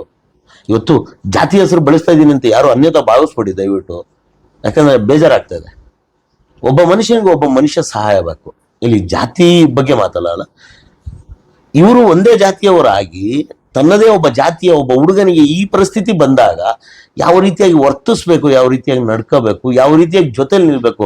ಹೌದು, ಘಟನೆ ನಡೆದಿದೆ, ಇಲ್ಲಿ ಯಾರು ಬೇಕು ಅಂತ ಘಟನೆ ಮಾಡಿಲ್ಲ ಮತ್ತು ಮಾಡ್ಕೊಂಡಿಲ್ಲ. ಆದ್ರೆ ಘಟನೆ ನಡೆದ ಮೇಲೆ ಆ ಜೊತೆಯಲ್ಲಿ ನಿಲ್ಲುವಂತ ಕೆಲಸದಲ್ಲಿ ನೀವು ಸತ್ರೆ ನಿಮ್ಮ ಹೆಂಡತಿಗೆ ಜಾಬ್ ಕೊಡ್ತಾರ್ರಿ. ನಿಮಗೇನಾದ್ರೂ ಹೆಚ್ಚು ಕಡಿಮೆ ಆದ್ರೆ ಕಾಂಪನ್ಸೇಷನ್ಸ್ ಕೊಡ್ತಾರ್ರಿ. ಇವ್ರಿಗೆ ಏನ್ರಿ ಕೊಡ್ತೀರಾ? ಕಾಂಪನ್ಸೇಷನ್ ಕೊಡಕ್ಕಾಗತ್ತೆ ನಿಮ್ಮ ಯೋಗ್ಯತೆಗಳಿಗೆ? ಏನ್ ಚಿಲ್ಲರೆ ಕಾಸು 1 ಲಕ್ಷ 1.5 ಲಕ್ಷ ಕೊಟ್ಟೋಗ್ಬಿಟ್ರೆ ಆಗೋಗುತ್ತಾ? ಒಂದು ಬೆನ್ಮೂಳೆ ಆಪರೇಷನ್ ನಾನು ಆಡಿಯೋದಲ್ಲೇ ಕೇಳಿದ್ದೀನಿ. ಅದ್ ಹೆಂಗ್ರೆ ಬೆನ್ಮೂಳೆ ಅಂದ್ರೆ, ಇಲ್ಲ ಸರ್ ಸಣ್ಣ ಆಪರೇಷನ್, ಡಾಕ್ಟರ್ ಹೇಳಿದಾರೆ ಇನ್ನೊಂದು ತಿಂಗಳಲ್ಲಿ ಎದ್ದು ಓಡಾಡ್ತಾನೆ ಅಂತ. ಮಾನ ಮರ್ಯಾದೆ ಇರ್ಬೇಕ್ರಿ ಸುಳ್ಳು ಹೇಳೋವಾಗ. ಒಂದು ಸ್ಟೇಟ್ಮೆಂಟ್ ಕೊಡ್ತಾ ಇದ್ರೆ, ಇವರ ಗೌರ್ಮೆಂಟ್ ಆಫೀಸರ್, ನಿಮ್ಗೊಂದು ಸ್ಟೇಟ್ಮೆಂಟ್ ಕೊಡುವಾಗ ನಾನು ಏನ್ ಸ್ಟೇಟ್ಮೆಂಟ್ ಕೊಡ್ತಾ ಇದ್ದೀನಿ ಅಂತ. ವಾಸ್ತವ ಸ್ಥಿತಿ ಇದು. ನಾನು ಹೇಳಿದ್ದೀನಿ ಬರ್ತೀನಿ ಭಾನುವಾರ, ಬನ್ರಿ ನೀವು ಅಲ್ಲಿಗೆ ಅಂತ. ಇವತ್ತು ಫೋನ್ ಸ್ವಿಚ್ ಆಫ್ ಮಾಡ್ಕೊಂಡು ಓಡಾಡ್ತೀರಾ. ಮೃತ್ಯುಂಜಯ ಅನ್ನುವ SC ಸಾಹೇಬ್ರಿಗೆ ಈ ವಿಷಯನೇ ಗೊತ್ತಿಲ್ಲ. ಕೇಳಿದ್ರೆ ಅವ್ರು ಏನೋ ನಾರ್ಮಲ್ ಆಗಿ ಉಡಾಫೆಯಾಗಿ ಹೇಳ್ತಾರೆ, ನಾನು ವಿಚಾರಿಸ್ತೀನಿ ನೋಡ್ತೀನಿ ಅಂತ. ಇದೇನಾ ಸ್ವಾಮಿ ನಿಮ್ಮ ಕಂಪನಿಯ ಒಬ್ಬ ನಿಮ್ಮನ್ನ ನಂಬ್ಕೊಂಡು ಬಂದಂತ ಒಬ್ಬ ಎಂಪ್ಲಾಯಿಗೆ ನೀವು ಕೊಡುವಂತ ಮನೋಸ್ಥೈರ್ಯ? AW ಅವ್ರಿಗೆ ಮಾತಾಡಿದ್ರೆ ನಾನು ರಜದಲ್ಲಿ ಇದ್ದೀನಿ, ನಾನು ಮನೆ ಓಪನಿಂಗ್ ಮಾಡಬೇಕು ಅಂದ್ರೆ ನಿಮಗೆ ಯಾವುದೋ ಒಂದು ಪ್ರಾಣಗಳ ಜೊತೆಲಿ ಚೆಲ್ಲಾಟ ಆಗ್ತಿದ್ರು, ಅವರ ಕುಟುಂಬಗಳು ನಡುಬೀದಿಗೆ ಬರ್ತಿದ್ರು. ನಿಮ್ಗೆ ಅದು ಯಾವುದು ಬೇಕಾಗಿಲ್ಲ. ನೀವು ಮನೆಗಳು ಓಪನಿಂಗ್ ಮಾಡ್ಕೊಳ್ಳಿ, ನೀವು ಐಷಾರಾಮಿ ಜೀವನಗಳು ಮಾಡಿ, ಸುಂದರವಾದ ಬದುಕುಗಳನ್ನ ನೀವು ಕಟ್ಕೊಳ್ಳಿ, ಆಫೀಸ್ಗಳಲ್ಲಿ ನೆಮ್ಮದಿಯಾಗಿ ಗ್ರೀನಿಂಗ್ ಕಲ್ಸ್ ಏನ್ ಮಾಡ್ಕೊಂಡು ನೀವು ನಿಮ್ ಜೀವನ ನಡೆಸ್ಕೊಳ್ಳಿ. ಪಾಪ ಇಲ್ಲಿ ಎಲ್ಲೋ ಕೂಲಿ ನಾಲಿ ಮಾಡ್ಕೊಂಡು ಕಂಬ ಹತ್ಕೊಂಡು ಜೀವನ ಮಾಡ್ತಿರುವಂತಹ ಇಂಥ ಹುಡುಗರು ಈ ತರ ಬೆಡ್ ಅಲ್ಲಿ ಅವ್ರ ಕುಟುಂಬಗಳ ಜೊತೆಯಲ್ಲಿ ಕಣ್ಣೀರು ಸೂಸ್ಕೊಂಡು ಬಿದ್ದಿರ್ಲಿ ಅಲ್ವಾ? ಇದೆ ಅಲ್ವಾ? ಅವತ್ತಿಂದನೂ ನಡ್ಕ ಬಂದಿರೋದು ಇದೆ. ಅಧಿಕಾರಿ ಶಾಹಿಗಳು ನೀವು ಮಾತ್ರ ಅಧಿಕಾರನ ಅನುಭವಿಸ್ಕೊಂಡಿರಿ, ಇಂಥ ಬಡಪಾಯಿಗಳು ಈ ರೀತಿಯಾಗಿ ಏನೋ ಒಂದು ಹೆಚ್ಚು ಕಡಿಮೆ ಮಾಡ್ಕೊಂಡು ಅವ್ರ ಜೀವನ ಹಾಳು ಮಾಡ್ಕೊಂಡು ಹೋಗ್ಲಿ. ಕಳೆದ 20 ವರ್ಷದಿಂದ ಕಂಬ ಹತ್ತಾ ಇದಾರೆ. ನಾನು ಚಾಲೆಂಜ್ ಮಾಡ್ತೀನಿ, ಕರ್ನಾಟಕದ ಪ್ರತಿಯೊಂದು ಊರಲ್ಲೂ ಇವತ್ತು ಟೆಂಪ್ರವರಿ ಹುಡುಗರು ಕಂಬ ಹತ್ತಿ ಸಾಯ್ತಾ ಇದಾರೆ. ಇವತ್ತು ಎಲ್ಲೋ ಬೆಳಕಿಗೆ ಬಂದ್ರೆ ಮಾತ್ರನೇ ಗೊತ್ತಾಗೋದಾಗ್ಲಿ, ಬೆಳಕಿಗೆ ಬಂದಿಲ್ಲ ಅಂದ್ರೆ ಪ್ರಕರಣಗಳು ಯಾವುದೊಂದು ಬೆಳಕಿಗೆ ಬರಲ್ಲ. ಎಷ್ಟು ಬಡ್ಕೊಂಡ್ರು ನಿಮ್ಮ ಹೊಣೆ ಕಡೆಯಿಂದ ನಾನು ಎಷ್ಟೇ ಹೇಳಿದ್ರು ಇವತ್ತಿನವರೆಗೂ ಬದಲಾವಣೆಗಳು. ಮೊದಲು ಕೆಲಸ ಮಾಡೋವಂಥವ್ರಿಗೆ ಪರಿಜ್ಞಾನ ಇರ್ಬೇಕು. ನಾನು ಏನ್ ಕೆಲಸ ಮಾಡಕ್ ಕೊಟ್ಟಿದ್ದೀನಿ, ಅವ್ನು ಯಾವನೋ ಬೇವರ್ಸಿ ತಲೆಕೆಟ್ಟವ್ನು ಏನೋ ಹೇಳ್ದ, ನಾನು ಅದನ್ನ ಕೇಳಬೇಕು, ಹತ್ಬಿಟ್ಟು ನಾನು ಪ್ರಾಣ ಕಳ್ಕೋಬೇಕು ಅನ್ನೋದು ನೀವೇ ಡಿಸೈಡ್ ಮಾಡ್ಕೊಂಡಂಗೆ ಇದ್ದೀರಾ. ನಿಮ್ಮನ್ನ ಬೈಬೇಕೋ ಇಲ್ಲ ಅವ್ರನ್ನ ಬೈಬೇಕೋ ನನ್ಗೆ ಗೊತ್ತಾಗ್ತಿಲ್ಲ. ನಿಮಗಿರ್ಬೇಕ್ರಿ ನಿಮ್ಮ ಪ್ರಾಣಗಳನ್ನ ಕಾಪಾಡ್ಕೊಳ್ಳೋದು. ಇವತ್ತು ಹೆಚ್ಚು ಕಡಿಮೆ ಆದ್ರೆ ನೀವು ಕುಟುಂಬ ಯಾರ್ರಿ ಹೋಗೋದು? ನಿಮ್ದ ಅವ್ರದ? ಅವ್ರೇನ್ ನೆಮ್ಮದಿಯಾಗಿರ್ತಾರೆ. ನಾಳೆ ನೀವು ಸತ್ರೆ ಅವ್ರಿಗೇನಾಗಲ್ಲ, ಅವ್ರ ಕುಟುಂಬಗಳು ಬೀದಿಗೆ ಬರಲ್ಲ. ಮಹಾ ಅಂದ್ರೆ ಸಸ್ಪೆನ್ಷನ್ ಆಗುತ್ತೆ 3 ತಿಂಗಳು, ಅದು ಸ್ಟ್ಯಾಂಡ್ ನಿಂತ್ಕೊಂಡ್ರೆ. ಕಳೆದ 20 ವರ್ಷದಿಂದ ಕೆಲಸ ಮಾಡ್ತಾ ಇದ್ದಾನೆ ಅವ್ನು ವಿಮಲ್ ಅನ್ನೋನು, ಇಲ್ಲಿದ್ದಾನೆ ಅಂದ್ರೆ ಎಷ್ಟು ಸ್ಟ್ರಾಂಗ್ ಆಗಿ ಬೆಳೆದಿರ್ಬೋದು. ಅವ್ರನ್ನೆಲ್ಲ ನೀವು ಅಲ್ಲಾಡ್ಸಕ್ಕಾಗತ್ತಾ? ಒಂದೇ ಸೆಕ್ಷನ್ ಅಲ್ಲಿ ಕಳೆದ 20 ವರ್ಷದಿಂದ ವಿಮಲ್ ಅನ್ನೋ ಒಬ್ಬ ವ್ಯಕ್ತಿ ಕೆಲಸ ಮಾಡ್ತಾ ಇದ್ದಾನೆ ಅಂದ್ರೆ ಇವರು ಇವತ್ತು AW ಇನ್ಚಾರ್ಜ್ ಆ ಮನುಷ್ಯ ಫೋನ್ ಮಾಡಿದ್ರೆ ಫೋನ್ ನಾಟ್ ರೀಚಬಲ್ ಮಾಡ್ಕೊಂಡಿದ್ದಾನೆ. ಅಂದ್ರೆ ಇವ್ರಿಗೆ ಯಾರಿಗೂ ಭಯ ಇಲ್ಲ. ಇದು ಒಂದು ರೀತಿಯಾಗಿ ರಿಪಬ್ಲಿಕ್ ಕೋಲಾರ ಆಗ್ಬಿಟ್ಟಿದೆ. ಇಲ್ಲಿ ಬೆಸ್ಕಾಂ ಅಲ್ಲಿ ಇರುವಂತ ಎಂಪ್ಲಾಯಿಗಳನ್ನ ಯಾರು ಹೇಳಂಗಿಲ್ಲ ಕೇಳಂಗಿಲ್ಲ. ಅವ್ರು ಮಾಡಿದ್ದೇ ಕೆಲಸ, ಆಡಿದ್ದೆ ಆಟಗಳು. ಪ್ರತಿ ಬಾರಿ ಹೇಳಿ ನಮಗೂ ಬೇಜಾರಾಗಿದೆ. ಪ್ರತಿ ಸಾರಿ ಹೇಳ್ತೀವಿ, ದಯವಿಟ್ಟು ಈ ತಪ್ಪುಗಳನ್ನ ಮಾಡ್ಕೋಬೇಡಿ ಅಂತ ಎಂಪ್ಲಾಯ್ಸ್ಗೂ ಹೇಳ್ತೀವಿ, ಸಂಬಂಧಪಟ್ಟಂತಹ ಕೆಲಸ ಮಾಡುವಂತ ಗುತ್ತಿಗೆ ನೌಕರರಿಗೂ ಹೇಳ್ತೀವಿ. ಆದ್ರೂ ಆಗಿದೆ, ಘಟನೆ ನಡೆದಿದೆ. ಈ ಟೈಮಲ್ಲಿ ಕೋಲಾರ ಮತ್ತು KGF ನ ಪ್ರತಿ ಅಧಿಕಾರಿಯು ದಿನಶೇಖರ್ ಜೊತೆ ನಿಲ್ಬೇಕಾಗಿತ್ತು. ಆದ್ರೆ ಇವತ್ತು ಏಡಿಗಳ ತರ ಹಿಂದೆ ಓಡೋಗಿ 1 ಲಕ್ಷನೋ 1.5 ಲಕ್ಷನ ಕೈ ಕೊಟ್ಟು ಇವತ್ತು ಕೂಡ ಇರ್ರಿ. ಇವತ್ತು ನಾನು ಸಂಬಂಧಪಟ್ಟಂತಹ AW ಕೇಳ್ತೀನಿ, ಸಂಬಂಧಪಟ್ಟಂತ ಮೃತ್ಯುಂಜಯ SC ಕೇಳ್ತೀನಿ, ಸಂಬಂಧಪಟ್ಟಂತ AE ಕೇಳ್ತೀನಿ. ನಿಮಗೂ ಹೆಂಡತಿ ಮಕ್ಕಳು ಇದ್ದಾರೆ, ನಿಮಗೂ ಕುಟುಂಬಗಳಿದೆ, ಅವ್ರಿಗೂ ಇದೇ ತರ ಕುಟುಂಬ ಇದೆಯಲ್ಲ, ಇದ್ದೇ ಇರುತ್ತೆ ತಾನೆ. ನೀವೇನ್ ಸನ್ಯಾಸಿಗಳಲ್ಲ, ನೀವೇನ್ ಬೇವರ್ಸಿಗಳ? ಹಂಗಂದ್ರೆ ಈ ರೀತಿ ಬಿಟ್ಬಿಟ್ಟಿದಿರಲ್ಲ. ಇವತ್ತು ನಿಮ್ಗೆ ಬೇಕಾದಾಗ ಕೆಲಸ ಮಾಡೋ, ಹೋಗೋ ಆ ಕೆಲಸ ಮಾಡೋ, ಹೋಗೋ ಈ ಕೆಲಸ ಮಾಡೋ ಅಂತ ಹೇಳೋವಾಗಿದ್ದಿಲ್ಲ ಪರಿಜ್ಞಾನ. ಅವತ್ತೆಲ್ಲೋಗಿತ್ತು ನಿಮ್ಗೆ? ಕೆಲಸ ಮಾತ್ರ ಆಗಿಸ್ಬೇಕು. ಯಾವನೋ ಒಬ್ಬ MLA ಫೋನ್ ಮಾಡಬಾರ್ದು, ನಿಮ್ಗೆ ಯಾವ ಡಿಸ್ಟರ್ಬೆನ್ಸ್ ಕಾಲ್ಸ್ ಬರಬಾರ್ದು. ಅವತ್ತಿಗೆ ನಿಮಗೆ ಬೇಕಾದಂತಹ ಏನು ಕೆಲಸ ಮಾಡೋದಕ್ಕೆ ಬೇಕಾಗಿತ್ತು ದಿನಶೇಖರ ಇನ್ನೊಬ್ರು ಮತ್ತೊಬ್ರು, ಅವತ್ತು ಹೇಳ್ತೀರಾ. ಇವತ್ತು ಹೆಚ್ಚು ಕಡಿಮೆ ಆದ್ರೆ ಅವ್ರು ನೋಡಕ್ಕೂ ಬಂದಿಲ್ವ ಅಂತಲ್ರಿ. ನಾಚಿಕೆ ಮನ ಮರ್ಯಾದಿಲ್ಲ. 20 ದಿನ ಒತ್ತಾಯ್ತಲ್ರಿ ಇವತ್ತಿಗೆ. ಅಧಿಕಾರಿಗಳಿಗೆ ಏನ್ ತಿಂತೀರಾ ನೀವೆಲ್ಲ? ಒಬ್ಬ SCಗೆ ಈ ವಿಚಾರ ಗೊತ್ತಿಲ್ಲ ಅಂದ್ರೆ ಅವ್ರು ಕೇಳಿದ್ರೆ ಹೇಳ್ತಾರೆ, ಇಲ್ಲ ನಾನು ವಿಚಾರಿಸ್ತೀನಿ ಇರ್ರಿ ಅಂತ. ಒಬ್ಬ SC ಗೊತ್ತಿಲ್ಲ, ಇನ್ನೇನು ನೀವೆಲ್ಲ ಆಫೀಸ್ಗಳಿಗೆ ಬರ್ತಿರೋ ಇಲ್ವಾ ಅನ್ನೋ ಮನೇಲೆ ಇದ್ಕೊಂಡು ನೆಮ್ಮದಿಯಾಗಿ ಸಂಬಳಗಳು ತಗೊಂತಿರೋ ಗೊತ್ತಾಗ್ತಿಲ್ಲ ಇಲ್ಲಿ. ಅವ್ರ ಶ್ರೀಮತಿ ಅವ್ರನ್ನ ಮಾತಾಡ್ಸೋ ಪ್ರಯತ್ನ ಮಾಡ್ತೀನಿ. ಅಮ್ಮ ನಮಸ್ತೆ ಅಮ್ಮ, ನಿಮ್ಮ ಹೆಸರಮ್ಮ? ರೂಬಿನಿ ಸರ್. ಸ್ವಲ್ಪ ಜೋರ ಮಾತಾಡಿಮ್ಮ. ರೂಬಿನಿ ಸರ್. ರೂಬಿನಿ, ಎಷ್ಟನೇ ಕ್ಲಾಸ್ ಓದಿದಿರಿ ತಾಯಿ? 8th standard sir. 8th standard ಓದಿದಿರಿ. ಎಷ್ಟು ಜನ ಮಕ್ಕಳು ನಿಮ್ಗೆ? 2 ಹೆಣ್ಮಕ್ಳು ಸರ್. 2 ಹೆಣ್ಮಕ್ಳು. ಇವತ್ತು ನಿಮ್ಮ ಯಜಮಾನರ ಪರಿಸ್ಥಿತಿ ಇದು, ಹೆಂಗೆ ನಿಮ್ ಜೀವನ? ಸದ್ಯಕ್ಕೆ ಮನೆಯಲ್ಲಿ ಊಟಕ್ಕೆ ತಿನ್ನಕ್ ಕೂಡ ಏನು ಇಲ್ಲ ಸರ್. ನಮ್ಮ ಮನೇಲಿ ನಮ್ ಗಂಡ ಈ ತರ ಮಾಡ್ಕೊಂಡಿದ್ದಾರೆ ಸರ್. ನೀವೇ ಏನಾದ್ರು ನ್ಯಾಯ ಮಾಡಿ ಸರ್ ನಮ್ ಗಂಡ. ನನ್ನ ಹೆಸರು ಕೆಂಚಪ್ಪ ಅಂತ, ಬಡಮಾಕ್ನಳ್ಳಿ ನಮ್ಮದು. ಕರ್ನಾಟಕ ದಲಿತ ಕ್ರಿಯಾ ಸಂಸ್ಥೆಯಲ್ಲಿ ಡಿಸ್ಟ್ರಿಕ್ಟ್ ಕನ್ವೀನರ್ ಕೆಲಸ ಮಾಡ್ತಾ ಇದ್ದೀನಿ. ಈ KEBಯಲ್ಲಿ ಇಂಥ ಘಟನೆಗಳನ್ನ ನಾನು ಹೊಸದಾಗಿ ನೋಡ್ತಾ ನಾವು ಹೋರಾಟಗಳು ಮಾಡಿದ್ದೀವಿ, ನ್ಯಾಯಗಳು ಕೊಡಿಸಿದ್ದೀವಿ. ಚಿಕ್ಕಬಳ್ಳಾಪುರದಲ್ಲಿ ಅಷ್ಟೇ, ಕೋಲಾರ ಜಿಲ್ಲೆಯಲ್ಲೂ ಅಷ್ಟೇ ಮಾಡಿದ್ವಿ. ಬೆಂಗಳೂರುವರೆಗೂ ಹೋಗಿ ಲಾರಿಗಳಲ್ಲಿ ಜನ ತುಂಬ್ಕೊಂಡು ಹೋಗ್ತಾ ಇದ್ವಿ. ಇತ್ತೀಚೆಗೆ ಸ್ವಲ್ಪ ಜನಗಳಲ್ಲಿ ಒಗ್ಗಟ್ಟು ಕಮ್ಮಿ ಆಗಿದೆ. ಆದರೂ ಸಹ ನಾವು ಅವಾಗ ಹೋಗಿ ಕಚೇರಿಯಲ್ಲಿ ಕೇಳ್ತಾ ಇರ್ತೀವಿ, ಬಡವರ ಬಗ್ಗೆ ನೀವೇನು ಮಾಡ್ತಾ ಇದ್ದೀರಿ, ನಿಮ್ಮ ಯಾಕೆ ಗುಲಾಮರಾಗಿ ಯಾಕೆ ನೋಡ್ತಾ ಇದ್ದೀರಿ, ಇಂಥ ಘಟನೆಗಳು ನಡೆದಾಗ ಅವ್ರಿಗೆ ಯಾಕೆ ನೀವು ಸ್ಪಂದಿಸ್ತಾ ಇಲ್ಲ. ಇವತ್ತು ನನಗೆ ಇಲ್ಲಿ ಕಣ್ಣೀರು ಬಂದ್ಬಿಟ್ಟು ಸರ್, ನಿಜವಾಗ್ಲೂ ದೇವ್ರ ಹೇಳ್ತಾ ಇದ್ದೀನಿ. ಆ ಮಕ್ಕಳನ್ನ ಸಾಕ್ಬೇಕಾಗತ್ತಂತ ವಯಸ್ಸಿನ ಮಗು ಅವ್ರ ತಂದೆ ತೀರ್ಕೊಂಡ್ಬಿಡ್ತಾರೆ. ಆ ಮಕ್ಕಳನ್ನ ನನಗೆ ಹೊಟ್ಟೆ ಉರಿತಾ ಇದೆ. ಇಂಥ ಅಧಿಕಾರಿಗಳು ಏನ್ ಮಾಡ್ತಾ ಇದ್ದಾರೆ? KBL ಕಣ್ಣು ಮುಚ್ಕೊಂಡೇ ಇದ್ದಾರೆ ಇವರು, ಅಹಂಕಾರಿಗಳ ಇವರು. ಯಾರಿಗಾದ್ರು ಮಾರ್ಕೊಂಡು ಬಿಟ್ಟಿದ್ದಾರೆ ಇವರನ್ನ. ಯಾಕೆ ಇಂಥ ಘಟನೆಗಳನ್ನ ಅವ್ರು ಕಣ್ಣಾರೆ ತಂದು ಬಂದು ಅವ್ರ ಕಷ್ಟ ನೋಡಿ ಬಾಯಲ್ಲಿ ಮಾತಾಡ್ಸಿದ್ರೆ ಅವ್ರಿಗೆ ಎಷ್ಟೋ ಧೈರ್ಯ ಬರ್ತಾ ಇತ್ತು. ಅಧಿಕಾರಿಗಳ ಮನೆಗೆ ಬಂದಿದ್ದಾರೆ, ನನ್ಗೇನ್ ಪರವಾಗಿಲ್ಲಪ್ಪ ಅಂತ ಅರ್ಧ ಧೈರ್ಯ ಬರ್ತಾ ಇತ್ತು. ಅದಕ್ಕೆ ಸರ್ ನಾನು ಹೇಳೋದು, ಮಾನ ಮರ್ಯಾದೆ ಬಿಟ್ಟಂತ ಅಧಿಕಾರಿ, ಮಾನ ಮರ್ಯಾದೆ ಬಿಟ್ಟಂತ ಅಧಿಕಾರಿಗಳಿಗೆ ಬುದ್ಧಿ ಕಲಿಸ್ಬೇಕಾದ್ರೆ ಇದಕ್ಕೆ ನಾವು ನಮ್ಮ ರಾಧಾಕೃಷ್ಣ, ನಮ್ಮ ಸಂಘಟನೆಯವರು, ನಮ್ಮ ಸುಬ್ರಹ್ಮಣ್ಯ ಅವರು ಇದ್ದಾರೆ. ನಾಳೆನೇ ನಾವು ಅಧಿಕಾರಿ ಹೇಳ್ತಾರೆ ಹೋಗಿ ವಿಚಾರಣೆ ಮಾಡ್ತೀವಿ. ನೋಡ್ರಿ, ಇಷ್ಟು ದಿವಸ ಆಗಿದೆ, ನಮ್ಮ ಗಮನಕ್ಕೆ ಬಂದಿಲ್ಲ, ಇಂಥ ಘಟನೆ ನಡೆದಿದೆ, ನೀವೇನು ಆಕ್ಷನ್ ತಗೊಂಡಿದ್ರಿ, ಅವ್ರು ಏನು ಅನುಕೂಲ ಮಾಡಿದ್ರಿ, ಅವ್ರ ಮಕ್ಕಳ ಮನೆಗೆ ಊಟ ಯಾರು ಕೊಡ್ತಾರೆ, ಒಂದು ಸತ್ಯ ಅವ್ರನ್ನ ಮಾನಿಸಿ ಅಲ್ವಾ? ನಿಮ್ಗೆ ಹೆಂಡತಿ ಮಕ್ಕಳಿಲ್ವಾ? ಇಲ್ವಾ? ನಿಮ್ಮ ತಂದೆ ತಾಯಿಗೋ, ನಿಮ್ಮ ಅಣ್ಣನಿಗೋ, ನಿಮ್ಮ ಹೆಂಡತಿಗೆ ಈ ರೀತಿ ಏನ್ ಮಾಡ್ತಾ ಇದ್ದೆ? ಯಾಕೆ ಅವ್ರನ್ನ ಅಷ್ಟು ಹೀನವಾಗಿ ಕಾಣ್ತಾ ಇದ್ದೀರಿ ಅಧಿಕಾರಿಗಳಾಗಿ? ಎಲ್ಲರಿಗೂ ಕೈಯಲ್ಲಿ ನಿಮ್ಮ ಕೆಲಸ ಮಾಡಿಸ್ಕೊಳ್ಳೋಕೆ ಅಧಿಕಾರಿಯನ್ನು ಕೊಟ್ಟಿದ್ದಾರೆ. ಇದನ್ನು ದುರುಪಯೋಗ ಮಾಡಿಕೊಂಡು ಅವ್ರ ಕಷ್ಟದಲ್ಲಿರುವಾಗ ಸ್ಪಂದಿಸಿಲ್ಲ ಅಂದ್ರೆ ನಿಮ್ಮಂತ ನಾಚಿಕೆ ಅಧಿಕಾರಿಗಳು ಯಾಕೆ ಬೇಕ್ರಿ? ಯಾಕೆ ಬೇಕು ಹೇಳಿ ಸರ್? ಖಂಡಿತ ಬೇಕಾ? ಇಂಥ ನಾಚಿಕೆಟ್ಟ ಆಫೀಸರ್ಗಳನ್ನ ಸಸ್ಪೆಂಡ್ ಮಾಡಬೇಕು. ಅವ್ರನ್ನ ಕೆಲಸದ ಮೇಲೆ ಬೇರೆ ಕಡೆ ವರ್ಗಾವಣೆ ಮಾಡಿ ಒಳ್ಳೆ ಅಧಿಕಾರಿನ ಹಾಕ್ಸ್ಕೊಂಡು ಇಂಥ ಘಟನೆಗಳು ನಡೆದಾಗ ಅವ್ರಿಗೆ ಸ್ಪಂದಿಸಿ ಇದು ಮಾಡಬೇಕು ಅಂತ ಹೇಳ್ತೀನಿ.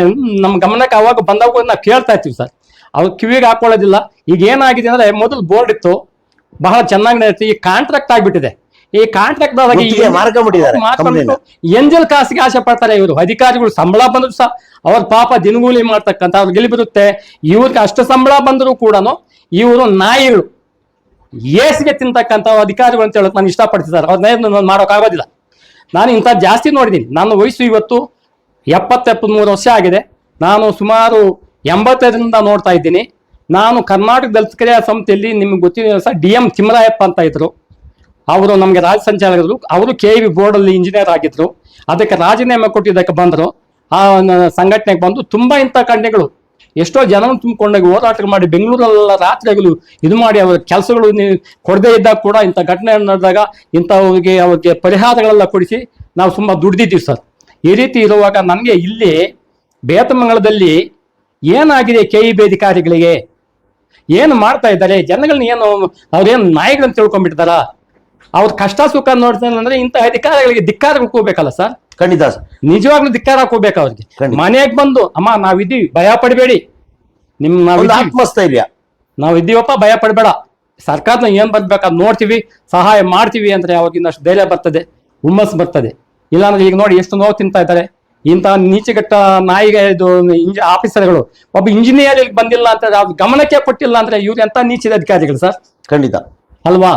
ದೊಡ್ಡವ್ರಿಗೆ ತಿಳಿಸಿಲ್ಲ ಅಂದ್ರೆ ಇವನು ದುರಹಂಕಾರ, ಅಧಿಕಾರನ ದುರುಪಯೋಗ ಮಾಡ್ಕೊಳ್ತಾ ಇದ್ದಾನೆ, ದುಡ್ಡಿಗೆ ಮಾರ್ಕೊಳ್ತಾ ಇದ್ದಾನೆ ಅಂತ ನಮ್ಗನ್ನಿಸುತ್ತೆ. ಇಂಥವ್ರಿಗೆ ಪಾಠ ಕಲಿಸ್ಬೇಕಂದ್ರೆ ಮುಂದಿನ ಹೋರಾಟ ಮಾಡ್ಬೇಕಾಗ್ತದೆ. ನಾವು ನಿಮ್ಮ ಜೊತೆಯಲ್ಲಿ ಇದ್ದೀವಿ. ನಿಮ್ಮ ಹಿರಿಯರ ಹೋರಾಟದ ಹಾದಿ ಹಿಡ್ಕೊಂಡು ತಾವು ಸಹ ಒಂದು ಅದ್ಭುತ ಕೆಲಸ ಮಾಡಕ್ ಹೊರಟಿದ್ದೀರಾ. ದಯವಿಟ್ಟು ಮುಂದುವರಿಸಿ. ಇವತ್ತು ದಿನಶೇಖರ್ಗಾಗಿರೋದು ನಾಳೆ ಇನ್ನೊಬ್ಬ ಶೇಖರ್ಗಾಗ್ಬೋದು. ಸರ್, ಇನ್ನೊಂದು ಮಾತು ಹೇಳಕ್ ಇಷ್ಟಪಡ್ತೀನಿ. ಇಲ್ಲಿ KEB M ಚಂದ್ರಶೇಖರ್ ಅಂತ ಇದ್ದಾರೆ, ಅವ್ರು ರಿಟೈರ್ಡ್ ಆಗಿದ್ದಾರೆ. ಅವರು ಸಹ ಇದಕ್ಕೆ ತುಂಬಾ ಹೋರಾಟಗಳು ಮಾಡಿದ್ದಾರೆ. ಇಂಥ ಘಟನೆಗಳು ನಡೆದಾಗ ಅವ್ರ ಹತ್ರ ಹೋಗ್ಬಿಟ್ರೆ ಅವ್ರ ಕೆಲಸ ಕಾಲ ಬಿಟ್ಟು ಅಧಿಕಾರಿಗಳ ಕುಳಿತು ಚರ್ಚೆ ಮಾಡಿ ಹೋರಾಟಗಳು ಮಾಡಿಸಿರ್ತಕ್ಕಂಥವ್ರು. ನಾನು ಇದನ್ನ ಅವ್ರ ಗಮನಕ್ಕೆ ತರ್ತೀನಿ. ಹೋಗ್ಬಿಟ್ಟು ಸರ್ ಈ ರೀತಿ ಅನ್ಯಾಯ ಆಗಿದೆ, ನಮ್ಮ ದಲಿತರು, ನಿಮ್ಗೆ ಅನುಭವ ಇದೆ, ದಯವಿಟ್ಟು ನೀವು ಕಣ್ಣಾರೆ ಬಂದು ನೋಡಿ ಅವ್ರನ್ನ ಸಹಾಯ ಮಾಡ್ಬೇಕಂದ್ಬಿಟ್ಟು ಹೇಳ್ತೀನಿ. M ಚಂದ್ರಶೇಖರ್ ದಲಿತ ರಾಜ್ಯ ಸಂಚಾಲಕರು, ಕರ್ನಾಟಕ ದಲಿತ ಸಂಚಾಲಕರು ಮತ್ತು ಕಾರ್ಯಪಾಲ ಸ್ಕೂಲ್ ನಡೆಸ್ತಕ್ಕಂಥ ಇಂಥ ಕೇಸ್ಗಳಿಗೆ ನಾವು ಅವ್ರ ದಿನನಿತ್ಯಲೂ ನಾವು ಆಫೀಸಿಗೆ ಹೋಗ್ತೀವಿ, ಸ್ಪಂದಿಸ್ತಾರೆ. ಎಷ್ಟೇ ಕೆಲಸ ಇರಲಿ, ಯಾರಾದ್ರೂ ಬಡವರು ಹೋಗ್ಬಿಟ್ರೆ ಅವ್ರನ್ನ ಸ್ಪಂದಿಸಿ ಅಧಿಕಾರದ ಕುಳಿತು ಚರ್ಚೆ ಮಾಡಿ ಅವ್ರಿಗೊಂದು ದಾರಿ ತೋರ್ಸೋ ಕೆಲಸ ಮಾಡ್ತಕ್ಕಂಥವ್ರು ಅಂದ್ರೆ ಅವರೊಬ್ಬರೇ. ನನ್ನ ಒಂದು ನೋಡೋರಲ್ಲ ದಿನಶೇಖರ್ನ ಪರಿಸ್ಥಿತಿ ಮತ್ತು ಅವರ ಕುಟುಂಬಗಳ ಸ್ಥಿತಿ. ದಯವಿಟ್ಟು ಪ್ರತಿಯೊಬ್ಬ ಪವರ್ಮ್ಯಾನ್ಗಳು ಎಚ್ಚೆತ್ಕೊಳ್ಳಿ, ಗುತ್ತಿಗೆ ನೌಕರರು ಎಚ್ಚೆತ್ಕೊಳ್ಳಿ. ತುಂಬಾ ಕಷ್ಟ ಇದೆ. ಇವತ್ತು ನೌಕರರ ಒಂದು ಕಮ್ಮಿ ಇರೋದ್ರಿಂದ ಮತ್ತು ಸಾಕಷ್ಟು ಮ್ಯಾನ್ ಪವರ್ ಇಲ್ಲದೆ ಇರೋದ್ರಿಂದ ತುಂಬಾ ತೊಂದರೆಗಳಾಗ್ತಾ ಇದೆ. ವರ್ಕ್ ಪ್ರೆಷರ್ಸ್ ಜಾಸ್ತಿ ಇದೆ. ದಯವಿಟ್ಟು ತಾಳ್ಮೆಯಿಂದ ಕೆಲಸ ಮಾಡಿ, ನಿಮ್ಮ ಜೀವನಗಳನ್ನ ಉಳಿಸ್ಕೊಳ್ಳಿ, ಜೀವಗಳನ್ನ ಉಳಿಸ್ಕೊಳ್ಳಿ. ಈ ರೀತಿಯಾಗಿ ನೋಡಿ, ಈ ರೀತಿಯಾಗಿ ಬಂದು ಬೆಡ್ ಮೇಲೆ ಮಲ್ಕೊಬಿಟ್ರೆ ವರ್ಷಾನುಗಟ್ಲೆ ಜೀವನ ಮಾಡೋದು ಕಷ್ಟ ಇದೆ. ಇವತ್ತು ಎಲ್ಲವೂ ಇದ್ದು ದುಡಿದು ಮನುಷ್ಯ ಬದುಕೋದು ಕಷ್ಟ ಆಗ್ತಾ ಇದೆ.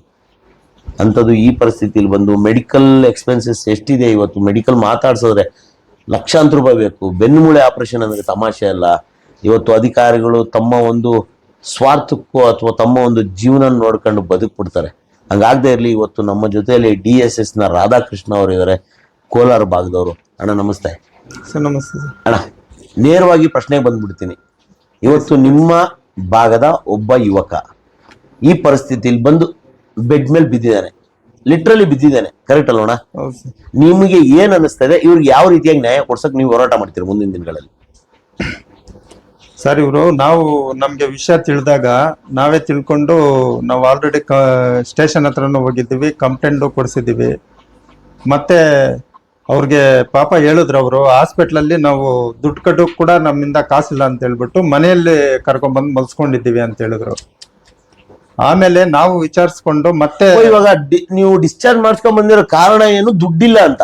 ಅಲ್ಲಿದ್ರೆ ದುಡ್ಡು ಕಟ್ಬೇಕಲ್ವಾ, ದುಡ್ಡಿಲ್ಲ ಅಂತ ಬಂದು ಇಲ್ಲಿ ಮನೆಯಲ್ಲಿ ಮಲ್ಕೊಂಡಿದ್ದಾರೆ ಅಂತ ಹೇಳಿದ್ರು. ಡಿಸ್ಚಾರ್ಜ್ ಮಾಡ್ಕೊಂಡ್ ಬಂದಿಲ್ಲ ಹಾಸ್ಪಿಟಲ್ ಅವ್ರು ಕಳ್ಸಿಲ್ಲ. ಅವ್ರೇನು ಹಾಸ್ಪಿಟಲ್ ಅಲ್ಲಿ ಟ್ರೀಟ್ಮೆಂಟ್ ಮಾಡ್ತಾ ಇದ್ರು, ಅವ್ರ ಹತ್ರ ದುಡ್ಡು ಇಲ್ದಿರ ಕರ್ಕೊಂಡ್ಬಂದು ಇಲ್ಲಿ ಮಲ್ಸ್ಕೊಂಡಿದ್ದಾರೆ ಅಂತ ಪಾಪ ಅವರು ಹೇಳಿದ್ರು. ಮತ್ತೆ ನಾವು ಕೂಡ ಇನ್ನು ನಾಳೆ ನಾವು AA ಮೀಟ್ ಮಾಡ್ತೀವಿ. AA ಮೀಟ್ ಮಾಡಿ ಅವ್ರಿಗೆ ಏನ್ ನ್ಯಾಯ ಕೊಡಿಸ್ತಾರೋ ಅವ್ರ ಹತ್ರನೇ ನಾವು, ಅವ್ರೇನು ಇವ್ರಿಗೆ ಏನಾದ್ರು ನ್ಯಾಯ ಕೊಡ್ಸಿಲ್ಲ ಅಂತಂದ್ರೆ ನಾವು ಹೋರಾಟನ ಮಾಡ್ಬೇಕು ಅಂತ ನಾವು ಇದಕ್ ಮುಂಚೆನೆ ಸುಮಾರು ಬಾರಿ ಈ ಅವ್ರ ಬೇಜವಾಬ್ದಾರಿ ತಂದಿಂದ ಅಲ್ಲಲ್ಲಿ 2-3 ಜನ ಸತ್ತಿದ್ದಾರೆ. ಘಟನೆ ನಡೆದಿದೆ, ವಿಮಲ್ ಇದ್ದಾಗಲೇ ನಡೆದಿದೆ. ಅವ್ರು ಏನೇ ಒಂದು ಆಕ್ಷನ್ ತಗೊಂಡಿಲ್ಲ. ಅಲ್ಲಿ ಜನಪ್ರತಿನಿಧಿಗಳು ಏನಾದ್ರು ಮಾಮೂಲಿ ಕೊಟ್ಕೊಂಡು ಅವರು ಹಂಗೆ ಠಿಕಾಣಿ ಉಟ್ಕೊಂಡಿದ್ದಾರೆ ಗೊತ್ತಿಲ್ಲ. ಅಧಿಕಾರಿಗಳಿಗೆ ಮಾಮೂಲಿಗಳು ಕೊಟ್ಕೊಂಡು ಮಂತ್ಲಿ ಮಾಮೂಲಿಗಳು ಕೊಟ್ಕೊಂಡು ಠಿಕಾಣಿ ಬಿಡಿದ್ದಾರೆ ಗೊತ್ತಿಲ್ಲ. ಅವ್ರನ್ನ ಯಾರು ಅವ್ರ ಮೇಲೆ ಆಕ್ಷನ್ ತಗೊಳ್ಳೋರು ಒಬ್ರು ಇರ್ಲಿಲ್ಲ. ಅಂದ್ರೆ ಇವರು ಸರ್ವೋತ್ತಮ ಅಧಿಕಾರಿ ಆಗ್ಬಿಟ್ಟಿದ್ದಾರೆ ಹಂಗಂದ್ರೆ. ಹೌದು ಸರ್, ವಿಮಲ್ ಇಲ್ಲಿ ರಿಪಬ್ಲಿಕ್ ವಿಮಲ್ ಹಂಗಂದ್ರೆ ಇವರು ಹಂಗಾಗೋಗಿದ್ದಾರೆ. ಓಕೆ, ಅದಕ್ಕೆ ನಾವು ಅವ್ರ ಮೇಲಿನ ಅಧಿಕಾರಿಗಳನ್ನ ಮೀಟ್ ಮಾಡಿ, ಇಲ್ಲಾಂದ್ರೆ MD ಕೂಡ ನಾವು ಲೆಟರ್ ಮಾಡಿ ಏನಾದ್ರು ಅವ್ರನ್ನ ಯಾವ್ದಷ್ಟು ಬೇಗ ಅವ್ರ ಮೇಲೆ ಸಸ್ಪೆಂಡ್ ಮಾಡೋ ತರ ಆಕ್ಷನ್ ಹೋರಾಟ ಮಾಡ್ತೀವಿ ನಾವು. ರಾಧಾಕೃಷ್ಣ ಸರ್, ದಯವಿಟ್ಟು ತಾವು ಬೆಂಗಳೂರಿಗೆ ಬನ್ನಿ, ನಾನು ಬರ್ತೀನಿ, ನಿಮ್ ಜೊತೆ ನಾನು ನಿಲ್ತೀನಿ. ನೀವು MDನೇ ಮೀಟ್ ಮಾಡಿ. ಇವ್ರು ಯಾರು ಸರ್? ಇವ್ರಿಗೆಲ್ಲ ನೀವು ಲೆಟರ್ಗಳು ಕೊಟ್ಕೊಂಡು ಕ್ಲಾರಿಫಿಕೇಶನ್ ಕೇಳ್ಕೊಂಡು, ಇವತ್ತು SCಗೆ ವಿಷಯ ಗೊತ್ತಿಲ್ಲ ಸರ್. ಹೌದು ಸರ್, ಹಂಗಾಗಿ SCಗೆ ವಿಷಯ ಗೊತ್ತಿಲ್ಲ. ನೋಡಿ, SCಗೆ ವಿಷಯ ಗೊತ್ತಿಲ್ಲ, ಬೆಂಗಳೂರಲ್ಲಿ ಇರೋ ನನಗೆ ಗೊತ್ತಾಗಿದೆ. ಹೌದು, ಅಂದ್ರೆ ಇವರೆಲ್ಲ ಎಷ್ಟು ಜವಾಬ್ದಾರಿತರು, ತಮ್ಮಲ್ಲಿ ಕೆಲಸ ಮಾಡುವಂತ ಒಬ್ಬ ಎಂಪ್ಲಾಯ್ಸ್ ನ ಎಷ್ಟು ಚೆನ್ನಾಗಿ ನೋಡ್ಕೊತಾರೆ ಅನ್ನೋದಕ್ಕೆ ಇದೇ ಕಾರಣ. ಅವರು ಆಫೀಸ್ಗಳಲ್ಲಿ ಏನ್ ಮಾಡ್ಕೊಂಡಿದ್ದಾರೆ ಅಂತಂದ್ರೆ ಸುಮಾರು ವರ್ಷಗಳಿಂದ ಹಿಂಗೆ ಕಾಂಟ್ರಾಕ್ಟರ್ಗಳ ಹತ್ರ ಕೈ ಜೋಡಿಸ್ಕೊಂಡು ಮತ್ತೆ ಎಲ್ಲರ ಹತ್ರ ಇದ್ ಮಾಡ್ಕೊಂಡು ಮಾಮೂಲಿಗಳು ಕೊಟ್ಕೊಂಡು ಏನು ಅವರು ಸ್ವಂತ ಅತ್ತೆ ಮನೆ ತರನೇ ಲೈಫ್ ಲಾಂಗು ಅಲ್ಲೇ ರಿಟೈರ್ಡ್ ಎಲ್ಲಿ ಅಪಾಯಿಂಟ್ ಆಗ್ತಾರೋ ಅಲ್ಲೇ ರಿಟೈರ್ಡ್ ಹೋಗ್ತಾ ಇದಾರೆ. ಇದ್ರ ಬಗ್ಗೆ ಆ ಕ್ಷೇತ್ರದ ಶಾಸಕರು ಕೂಡ ಗಮನ ಕೊಡ್ಬೇಕಾಗ್ತದೆ. ಯಾರು ನಿಮ್ಮ ಕ್ಷೇತ್ರದ ಶಾಸಕರು? ನಮ್ಮ ಕ್ಷೇತ್ರದ ಶಾಸಕರು ರೂಪಕಲಾ ಶಶಿಧರ್ ಮೇಡಮ್ ಇದ್ದಾರೆ. ನಾವು ಅವ್ರಿಗೆ ನಾವು MDಗೂ ಎಲ್ಲರಿಗೂ ಮಾತಾಡಿ ಅವ್ರನ್ನ ಆದಷ್ಟು ಬೇಗ ಅವ್ರ ಮೇಲೆ ಆಕ್ಷನ್ ತಗೋಬೇಕು, ಇಲ್ಲಾಂದ್ರೆ ನಾವು ಇವ್ರ ಬಗ್ಗೆ ಒಂದು ಉಗ್ರವಾದ ಹೋರಾಟವನ್ನು ಮಾಡ್ಬೇಕು ಅಂತ ನಾವು ನಿರ್ಣಯ ಮಾಡ್ಕೊಂಡಿದ್ವಿ. ಎಲ್ಲ ದಯವಿಟ್ಟು ನೀವು MDಗೆ ಕಂಪ್ಲೇಂಟ್ ಕೊಡೋ ಜೊತೆಯಲ್ಲಿ ನಿಮ್ಮ ಕ್ಷೇತ್ರದ MLA ಅವ್ರಿಗೂ ಗಮನಿಸ್ತಾನೆ, ಯಾಕಂದ್ರೆ ಗೊತ್ತಾಗ್ಲಿ. ಹೌದು, ಅವ್ರ ಕ್ಷೇತ್ರದ ಒಬ್ಬ ಮತದಾರ ಈ ಪರಿಸ್ಥಿತಿಯಲ್ಲಿ ಮಲಗಿರೋದು ದೌರ್ಭಾಗ್ಯ. ಹೌದು ಸರ್, ಯಾರೋ ಒಬ್ರು ಮಾಡಿದ ತಪ್ಪಿಗೆ ಯಾರೋ ಒಬ್ರು ಶಿಕ್ಷೆ ಅನುಭವಿಸೋದು ಎಷ್ಟು ಸರಿ ಸರ್? ಹೌದು ಸರ್. ಇವ್ರಿಗೆ ಹೆಚ್ಚು ಕಡಿಮೆ ಆಗಿದ್ರೆ ಕಾಂಪನ್ಸೇಷನ್ 5 ಲಕ್ಷ ರೂಪಾಯಿ ಕೊಡ್ತಿದ್ರು ಏನೋ ಗೊತ್ತಿಲ್ಲ ಸರ್. ಪಾಪ ಹೆಣ್ಣು ಮಗಳ ಪರಿಸ್ಥಿತಿ ಏನು ಸರ್? 2 ಹೆಣ್ಣು ಮಕ್ಕಳನ್ನ ಇಟ್ಕೊಂಡು ಒಂದು ಹೆಣ್ಣು ಮಗು ಇವತ್ತು ಹೆಂಗ್ ಸರ್ ಜೀವನ ಮಾಡೋದು? ಹೌದು ಸರ್, ಏನ್ ಮಾಡೋದು? ಅದಕ್ಕೆ ನಾವು ಇದರ ಬಗ್ಗೆ ನಾವು ತಿಳ್ಕೊಂಡಿದ್ದೀವಿ. ಮತ್ತೆ ಅವ್ರ ಮೇಲೆ ಆಕ್ಷನ್ ತಗೊಂಡಿಲ್ಲ ಅಂತಂದ್ರೆ ನಾವು ಅವ್ರ ಮೇಲೆ ಉಗ್ರವಾದ ಹೋರಾಟವನ್ನು ಮಾಡ್ತೀವಿ. ಅವರನ್ನ ಇಮಿಡಿಯೇಟ್ ಆಗಿ ಸಸ್ಪೆಂಡ್ ಮಾಡಬೇಕು, ಮತ್ತೆ ಇವ್ರಿಗೆ ನ್ಯಾಯ ಕೊಡಿಸ್ಬೇಕು, ಮತ್ತೆ ಅವ್ರಿಗೇನಾದ್ರು ಅವ್ರ ಕೆಲಸ ಕೊಡಿಸ್ಬೇಕು, ಅವ್ರ ಹಾಸ್ಪಿಟಲ್ ಖರ್ಚು ವೆಚ್ಚಗಳೆಲ್ಲ ಅವರೇ ಕೊಡ್ಬೇಕು ಅಂತ ನಾವು ಒಂದು DMಗೂ ಮೆಮೊರಾಂಡಮ್ ಕೊಡ್ತೀವಿ, ಮತ್ತೆ Eಗೂ ಮೆಮೊರಾಂಡಮ್ ಕೊಡ್ತೀವಿ. ನಾಳೆ ಕೊಟ್ಟದ್ಮೇಲೆ ಮತ್ತೆ ಅವ್ರೇನಾದ್ರು ಆಕ್ಷನ್ ತಗೊಂಡಿಲ್ಲ ಅಂತಂದ್ರೆ ನಾವು ಹೋರಾಟವನ್ನ ಮಾಡಿ ಅವ್ರ ಮೇಲೆ ಆಕ್ಷನ್ ತಗೊಳ್ತಾರ ಮಾಡ್ತೀವಿ ಸರ್. ಖಂಡಿತ ಸರ್, ತುಂಬಾ ಒಳ್ಳೆ ನಿರ್ಧಾರ ಮಾಡಿದಿರಿ. ತಾವು ಒಂದೇ ಒಂದು ಜಾತಿಗೆ ಸೀಮಿತರಾಗದೆ ಎಲ್ಲಾ ಜಾತಿಗಳಿಗೂ ತಾವು ಹೋಗಿ ಸರ್ವ್ ಮಾಡ್ತಾ ಇದೀರ ಅಂತ ಗೊತ್ತಾಯ್ತು ನನಗೆ ಇವಾಗ. ಇರ್ಲಿ ಸರ್, ಎಲ್ಲರೂ ಸಮಾನರೇ, ಭಾರತದಲ್ಲಿ ಪ್ರತಿ ಪ್ರಜೆಯು ಸಮಾನನೇ, ಯಾರಿಗೂ ತೊಂದರೆ ಆಗದೆ ಇರ್ಲಿ ಸರ್. ಅನ್ಯಾಯಕ್ಕೆ ಯಾರೇ ಒಳಗಾಗಿರ್ಲಿ ಅವರ ಪರ ನಿಲ್ಲೋದು ನಮ್ಮೆಲ್ಲರ ಕರ್ತವ್ಯ ಸರ್. ತುಂಬಾ ಥ್ಯಾಂಕ್ ಯು ಸರ್, ನೀವು ಬಂದು ನಮ್ಗೆ ಈ ಒಂದೆರಡು ಮಾತು ಹೇಳಿ ಮತ್ತು ಅವರಿಗೆ ಒಂದು ಧೈರ್ಯ ತುಂಬುವಂತ ಕೆಲಸ ಮಾಡಿದಾರೆ ರಾಧಾಕೃಷ್ಣ ಸರ್. ನಿಮ್ಮ ಕ್ಷೇತ್ರದಲ್ಲಿ ಪ್ರತಿ ಪ್ರಜೆಗೂ ನೀವು ಇದೇ ರೀತಿಯಾಗಿ ನಿಂತ್ಕೊಂಡು ಒಂದಿಷ್ಟು ಶಕ್ತಿ ತುಂಬಿ ತುಂಬಾ ಒಂದು ಒಳ್ಳೆ ಕೆಲಸ ಮಾಡ್ತಾ ಇದ್ದೀರಾ. ನಿಮ್ಮ ಈ ಕಾರ್ಯ ಮುಂದುವರಿಲಿ. Thank you sir.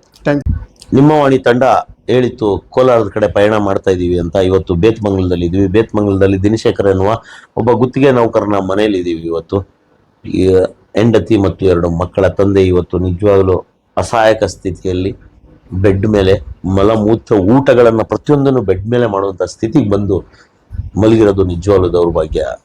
ಇಲ್ಲಿವರೆಗೂ ಕೇಳಿಸ್ಕೊಂಡಿದ್ದೀರಿ ನೀವು, ಒಂದಿಷ್ಟು ಹಿರಿಯರು ಮಾತಾಡಿದ್ ಕೇಳಿಸ್ಕೊಂಡ್ರಿ, ಅವ್ರ ಮಡದಿ ಮಾತಾಡಿದ್ ಕೇಳಿಸ್ಕೊಂಡ್ರಿ. ಮಾತಾಡಿಸ್ಬೇಕು ಅಂದ್ರೆ ಇನ್ನೂ ಮಾತಾಡಿಸ್ಬೋದು. ನಮಗೆ ಒಂಥರ ಕರಳು ಕಿತ್ತು ಬರ್ತಾ ಇದೆ. ಈ ಒಂದು ಅಸಹಾಯಕ ಸ್ಥಿತಿಯಲ್ಲಿರುವಂತಹ ದಿನಶೇಖರ್ಗೆ ಇವತ್ತು ಮಾನಗೆಟ್ಟಂತಹ ಮತ್ತು ಮಾನವೀಯತೆ ಇಲ್ಲದಂತಹ ಸ್ವಾರ್ಥಕ್ಕೆ ಕೆಲಸ ಮಾಡುವಂತಹ ಒಂದಿಷ್ಟು ಅಧಿಕಾರಿಗಳ ವರ್ಗದ ಮಧ್ಯದಲ್ಲಿ ನಾವೆಲ್ಲರೂ ಒಂದಿಷ್ಟು ಮಾನವೀಯತೆ ಮೆರೆಯೋಣ. ನಾವೆಲ್ಲರೂ ಸೇರಿ ಇವತ್ತು ದಿನಶೇಖರ್ ಜೊತೆಲಿ ನಿಲ್ಲೋಣ. ಇವತ್ತು ಈ ಕೋಲಾರ ಮತ್ತು KGF ಬೇತಮಂಗಲ ಭಾಗದ ಜನರು ಏನಾದರೂ ಈ ಒಂದು ವಿಡಿಯೋನ ನೋಡ್ತಾ ಇದ್ರೆ, ನಿಮ್ಮವರೆಗೂ ತಲುಪಿದ್ರೆ, ನಿಮ್ಮ ಭಾಗದ ಒಬ್ಬ ಹುಡುಗ ನಿಮಗೆ ಕರೆಂಟ್ ಕೊಡೋದಕ್ಕೆ ಎಲ್ಲೋ ಒಂದು ಕಡೆ ತನ್ನ ಜೀವಕ್ಕೆ ಅಪಾಯ ಮಾಡ್ಕೊಂಡು ಬೆಡ್ ಮೇಲೆ ಮಲಗಿದ್ದಾನೆ. ದಯವಿಟ್ಟು ನಿಮ್ಮ ಕೈಲಾದಂತಹ ಒಂದು ಪುಟ್ಟ ಸಹಾಯ ಮಾಡುವಂಥ ಪ್ರಯತ್ನ ಮಾಡಿ. ಈ ವಿಡಿಯೋ ನೋಡ್ತಿರೋರು ಪ್ರತಿಯೊಬ್ಬರು ದಿನಶೇಖರ್ನ ಕುಟುಂಬದ ಜೊತೆಲೇನೆ ನಾನು ದಿನಶೇಖರ್ನ ಆಸ್ಪತ್ರೆ ಖರ್ಚಿಗೆ ನಾವು ಒಂದು ಸಾಥ್ ಕೊಡೋಣ. ಎಲ್ಲೆಲ್ಲೋ ಏನೇನೋ ಕಳೆದು ದುಡ್ಡನ್ನ ಹಾಳು ಮಾಡ್ತೀವಿ. ನಿಮ್ಮ ಕೈಲಾದಷ್ಟು ಪುಟ್ಟ ಸಹಾಯ 50 ರೂಪಾಯಿಂದ ಇಟ್ಕೊಂಡು 500 ರೂಪಾಯಿವರೆಗೂ ನಿಮ್ಗೆ ಎಷ್ಟಾಗುತ್ತೋ ಅಷ್ಟು ಸಹಾಯ ಅವ್ರ ಫೋನ್ಪೇ ನಂಬರ್ನ ಡಿಸ್ಪ್ಲೇ ಮಾಡ್ತಾ ಮತ್ತು ಆ ಫೋನ್ಪೇ ನಂಬರ್ನ ಹೇಳುವಂಥ ಪ್ರಯತ್ನ ಮಾಡ್ತೀನಿ. ಜೊತೆಯಲ್ಲಿ ಇವತ್ತು ಬಂದಂತಹ ದಲಿತ ಮುಖಂಡರುಗಳು ಎಷ್ಟು ಹೃದಯವಂತರು ಅಂದರೆ, ನಾವು ಈ ಒಂದು ಕಾಂಟ್ರಿಬ್ಯೂಷನ್ ನಾವು ರೆಡಿ ಇದ್ದೀವಿ, ಮುಂದಿನ ದಿನಗಳಲ್ಲಿ ಹೆಚ್ಚಿನ ಮಟ್ಟದಲ್ಲಿ ನಾವು ಕಾಂಟ್ರಿಬ್ಯೂಟ್ ಮಾಡ್ತೀವಿ ಅಂತ ಹೇಳ್ತಾ ಇದ್ದಾರೆ. ಇವತ್ತು ನಮ್ಮ ಸ್ಕ್ರೀನ್ ಮುಂದೆನೆ, ನಮ್ಮ ಕ್ಯಾಮ್ರಾದ ಮುಂದೆನೆ ಒಂದಿಷ್ಟು ಕಾಂಟ್ರಿಬ್ಯೂಟ್ ಮಾಡ್ತೀವಿ ಅಂತ ಅವರು ಹೇಳ್ತಾ ಇದ್ದಾರೆ. ಮೊದಲಿಗೆ ನಿಮ್ಮ ವಾಣಿ ಕಡೆಯಿಂದ ಒಂದು ಪುಟ್ಟ ಸಹಾಯ ಮಾಡುವಂಥ ಪ್ರಯತ್ನಕ್ಕೆ ಇವಾಗ ನಾನು ಮುಂದೆ ಆಗ್ತಾ ಇದ್ದೀನಿ. ನನ್ನ ಸ್ನೇಹಿತಾದ ಉಮಾಶಂಕರು ಸಹ ಮಾಡ್ತಾನೆ. ದಯವಿಟ್ಟು ಈ ವಿಡಿಯೋ ನೋಡ್ತಿರುವಂತಹ ಪ್ರತಿಯೊಬ್ಬರು ಈ ಒಂದು ಪುಟ್ಟ ಸಹಾಯಕ್ಕೆ ಕೈ ಜೋಡಿಸಿ ಮತ್ತು ಈ ಫೋನ್ ನಂಬರ್ನ ಡಿಸ್ಪ್ಲೇಗೂ ಮಾಡ್ತೀವಿ. ಮತ್ತು ಇವಾಗ ನಾನು ಅದನ್ನ ಹೇಳ್ತಾನೆ ಹೋಗ್ತೀನಿ. ನಿಮ್ಮ ಫೋನ್ಪೇ ನಂಬರ್ ಹೇಳಿದ್ದೀನಿ ಶೇಖರ್. 9535 35 34 8005 ದಿನಶೇಖರ್ ಅಂತ 9535348005. ಇನ್ನೊಂದ್ಸರಿ ಹೇಳ್ತೀನಿ, 9535348005 9535348005 ಅಂತ ದಿನಶೇಖರ್ ಅಂತಾನೆ ಹೆಸರು ಬರುತ್ತೆ. ದಯವಿಟ್ಟು ಈ ವಿಡಿಯೋ ನೋಡ್ತಿರುವಂತಹ ಪ್ರತಿಯೊಬ್ಬರು ಈ ನಮ್ಮ ಇಂಧನ ಇಲಾಖೆಯಿಂದ ಅಪಘಾತಕ್ಕೊಳಗಾಗಿ ಒಳಗಾಗಿರುವಂತಹ ದಿನಶೇಖರ್ನ ಜೊತೆಯಲ್ಲಿ ನಾವೆಲ್ಲರೂ ನಿಲ್ಲೋಣ. ನಿಮ್ಮ ವಾಣಿ ತಂಡದಿಂದ ನಾನೊಬ್ಬ ಸಂಪಾದಕನಾಗಿ ನನ್ನ ಒಂದು ಪುಟ್ಟ ಸಹಾಯ ಮಾಡುವ ಒಂದು ಪ್ರಯತ್ನ ಮಾಡ್ತಾ ಇದ್ದೀನಿ. ದಯವಿಟ್ಟು ಎಲ್ಲರೂ ಮಾಡೋಣ. ದಿನಶೇಖರ್ನ ಜೊತೆಯಲ್ಲಿ ನಿಲ್ಲೋಣ. ಇವತ್ತು ಅಪಘಾತಕ್ಕೆ ಒಳಗಾಗಿದ್ದಾರೆ. ನನ್ನ ಕಡೆಯಿಂದ ಒಂದು ಪುಟ್ಟ ಪ್ರಯತ್ನ, ಪುಟ್ಟ ಸಹಾಯ, ಯಾರು ಅನ್ಯತಾ ಭಾವಿಸಬಾರ್ದು. ಇವತ್ತು ಗುತ್ತಿಗೆದಾರನಾಗಿ ನಾನು ಸಹ ಒಂದಿಷ್ಟು ಸಮಸ್ಯೆಗಳಲ್ಲಿ ಇದ್ದೀನಿ. ಆದರೂ ನನ್ನ ಕಡೆಯಿಂದ ಒಂದು ಸಣ್ಣ ಸಹಾಯ ನಿಮ್ಮ ವಾಣಿ ಕಡೆಯಿಂದ ಇನ್ನು ಮುಂದಿನ ದಿನಗಳಲ್ಲಿ ಖಂಡಿತವಾಗ್ಲೂ ಒಂದು ದೊಡ್ಡ ಸಹಾಯ ಮಾಡುವಂಥ ಕೆಲಸ ಮಾಡ್ತೀನಿ. ನನ್ನ ಸ್ನೇಹಿತ ಆದ ಉಮಾಶಂಕರ್ ಸಹ 1,000 ರೂಪಾಯಿ ಹಾಕುವಂಥ ಪ್ರಯತ್ನ ಮಾಡಿದ್ದಾರೆ. Thank you Umashankar. ನನ್ನ ಜೊತೆಯಲ್ಲಿ ನನ್ನ ಸ್ನೇಹಿತನಾಗಿ ನೀವು ಇರೋದಕ್ಕೆ ನಾನು ತುಂಬ ಆಭಾರಿಯಾಗಿದ್ದೀನಿ. ಇವತ್ತು ಇನ್ನು ಅಣ್ಣಂದ್ರು ಅವರ ಒಂದು ಸಹಾಯ ಕೊಡೋದಕ್ಕೆ ಮುಂದಾಗ್ತಾ ಇದ್ದಾರೆ.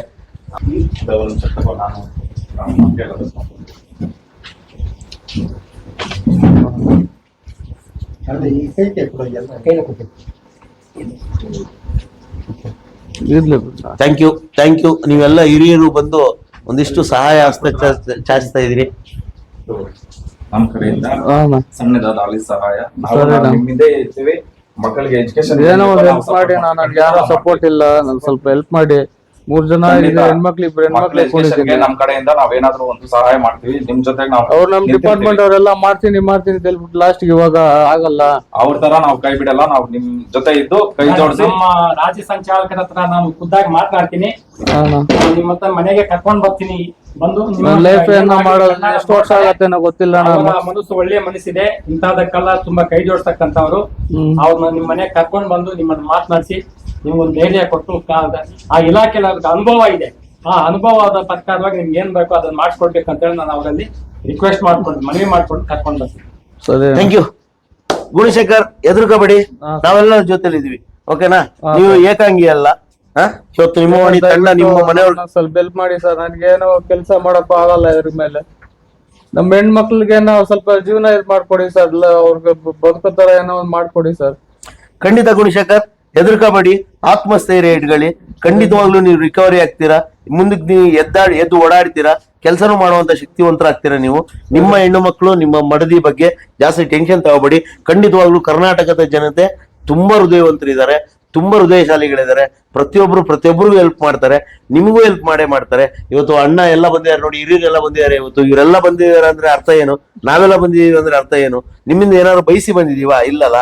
ನಿಮ್ಗೆ ಏನಾದ್ರು ಒಂದು ಸಹಾಯ ಮಾಡ್ಬೇಕು ಅಂತ ಬಂದಿದ್ದೀವಿ. ಇವತ್ತು ನಿಮ್ಮ ವಾಣಿ ತಂಡ ಬೇತ್ಮಂಗ್ಲ ಬಂದಿತ್ತು. ದಿನಶೇಖರ್ ಅವ್ರನ್ನ ಆರೋಗ್ಯ ವಿಚಾರಿಸಿದೀವಿ, ಅವರ ಜೊತೆಯಲ್ಲೂ ನಾವು ನಿಲ್ತೀವಿ ಮುಂದಿನ ದಿನಗಳಲ್ಲೂ ಸಹ. ಮುಂದೆ ನಮ್ಮ ನಾಯಕರುಗಳು ಒಂದಿಷ್ಟು ಜನ ಹೇಳಿದ್ದಾರೆ MD ನ ಭೇಟಿ ಮಾಡ್ತೀವಿ ಅಂತ. ಖಂಡಿತವಾಗ್ಲೂ MD ನ ಭೇಟಿ ಮಾಡಬೇಕು, ಅವರ ಗಮನಕ್ಕೆ ತರುವಂತ ಪ್ರಯತ್ನ ನಿಮ್ಮ ವಾಣಿ ಮತ್ತು ಇಲ್ಲಿಯ ಸ್ಥಳೀಯ ಮುಖಂಡರುಗಳು, ಆಮೇಲೆ ಸ್ಥಳೀಯ ಶಾಸಕರಿಗೆ ಖಂಡಿತವಾಗ್ಲೂ ಈ ಒಂದು ವರದಿ ಮುಟ್ಟಿಸುವಂತ ಕೆಲಸ ದಯವಿಟ್ಟು ಎಲ್ಲರೂ ಮಾಡಿ. ಈ ರೀತಿಯ ಘಟನೆಗಳು ನಡೆದಾಗ ಪ್ರತಿಯೊಬ್ಬರು ಜೊತೆಲಿ ನಿಲ್ಲೋಣ ರೀ, ಅವ್ರು ಯಾರಾದ್ರೂ ಆಗಿರ್ಲಿ. ಇಲ್ಲಿ ಮಾನವೀಯತೆ ಮುಖ್ಯ, ಪ್ರತಿಯೊಬ್ಬರು ಜೊತೆಲಿ ನಿಲ್ಲೋಣ.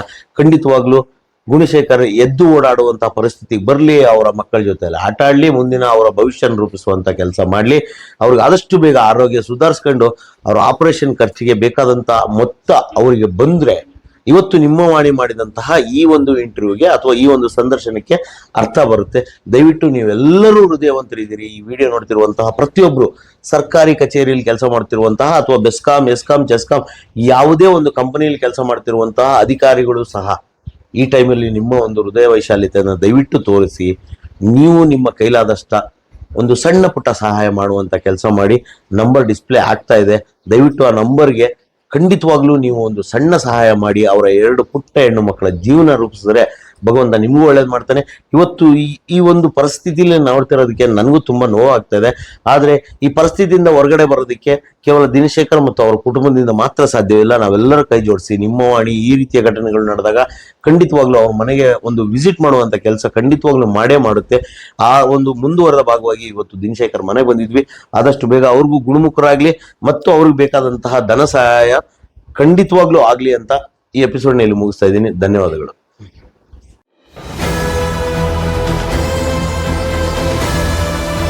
ನಿಮ್ಮ ವಾಣಿ, ಇದು ಕನ್ನಡಿಗನ ಧ್ವನಿ.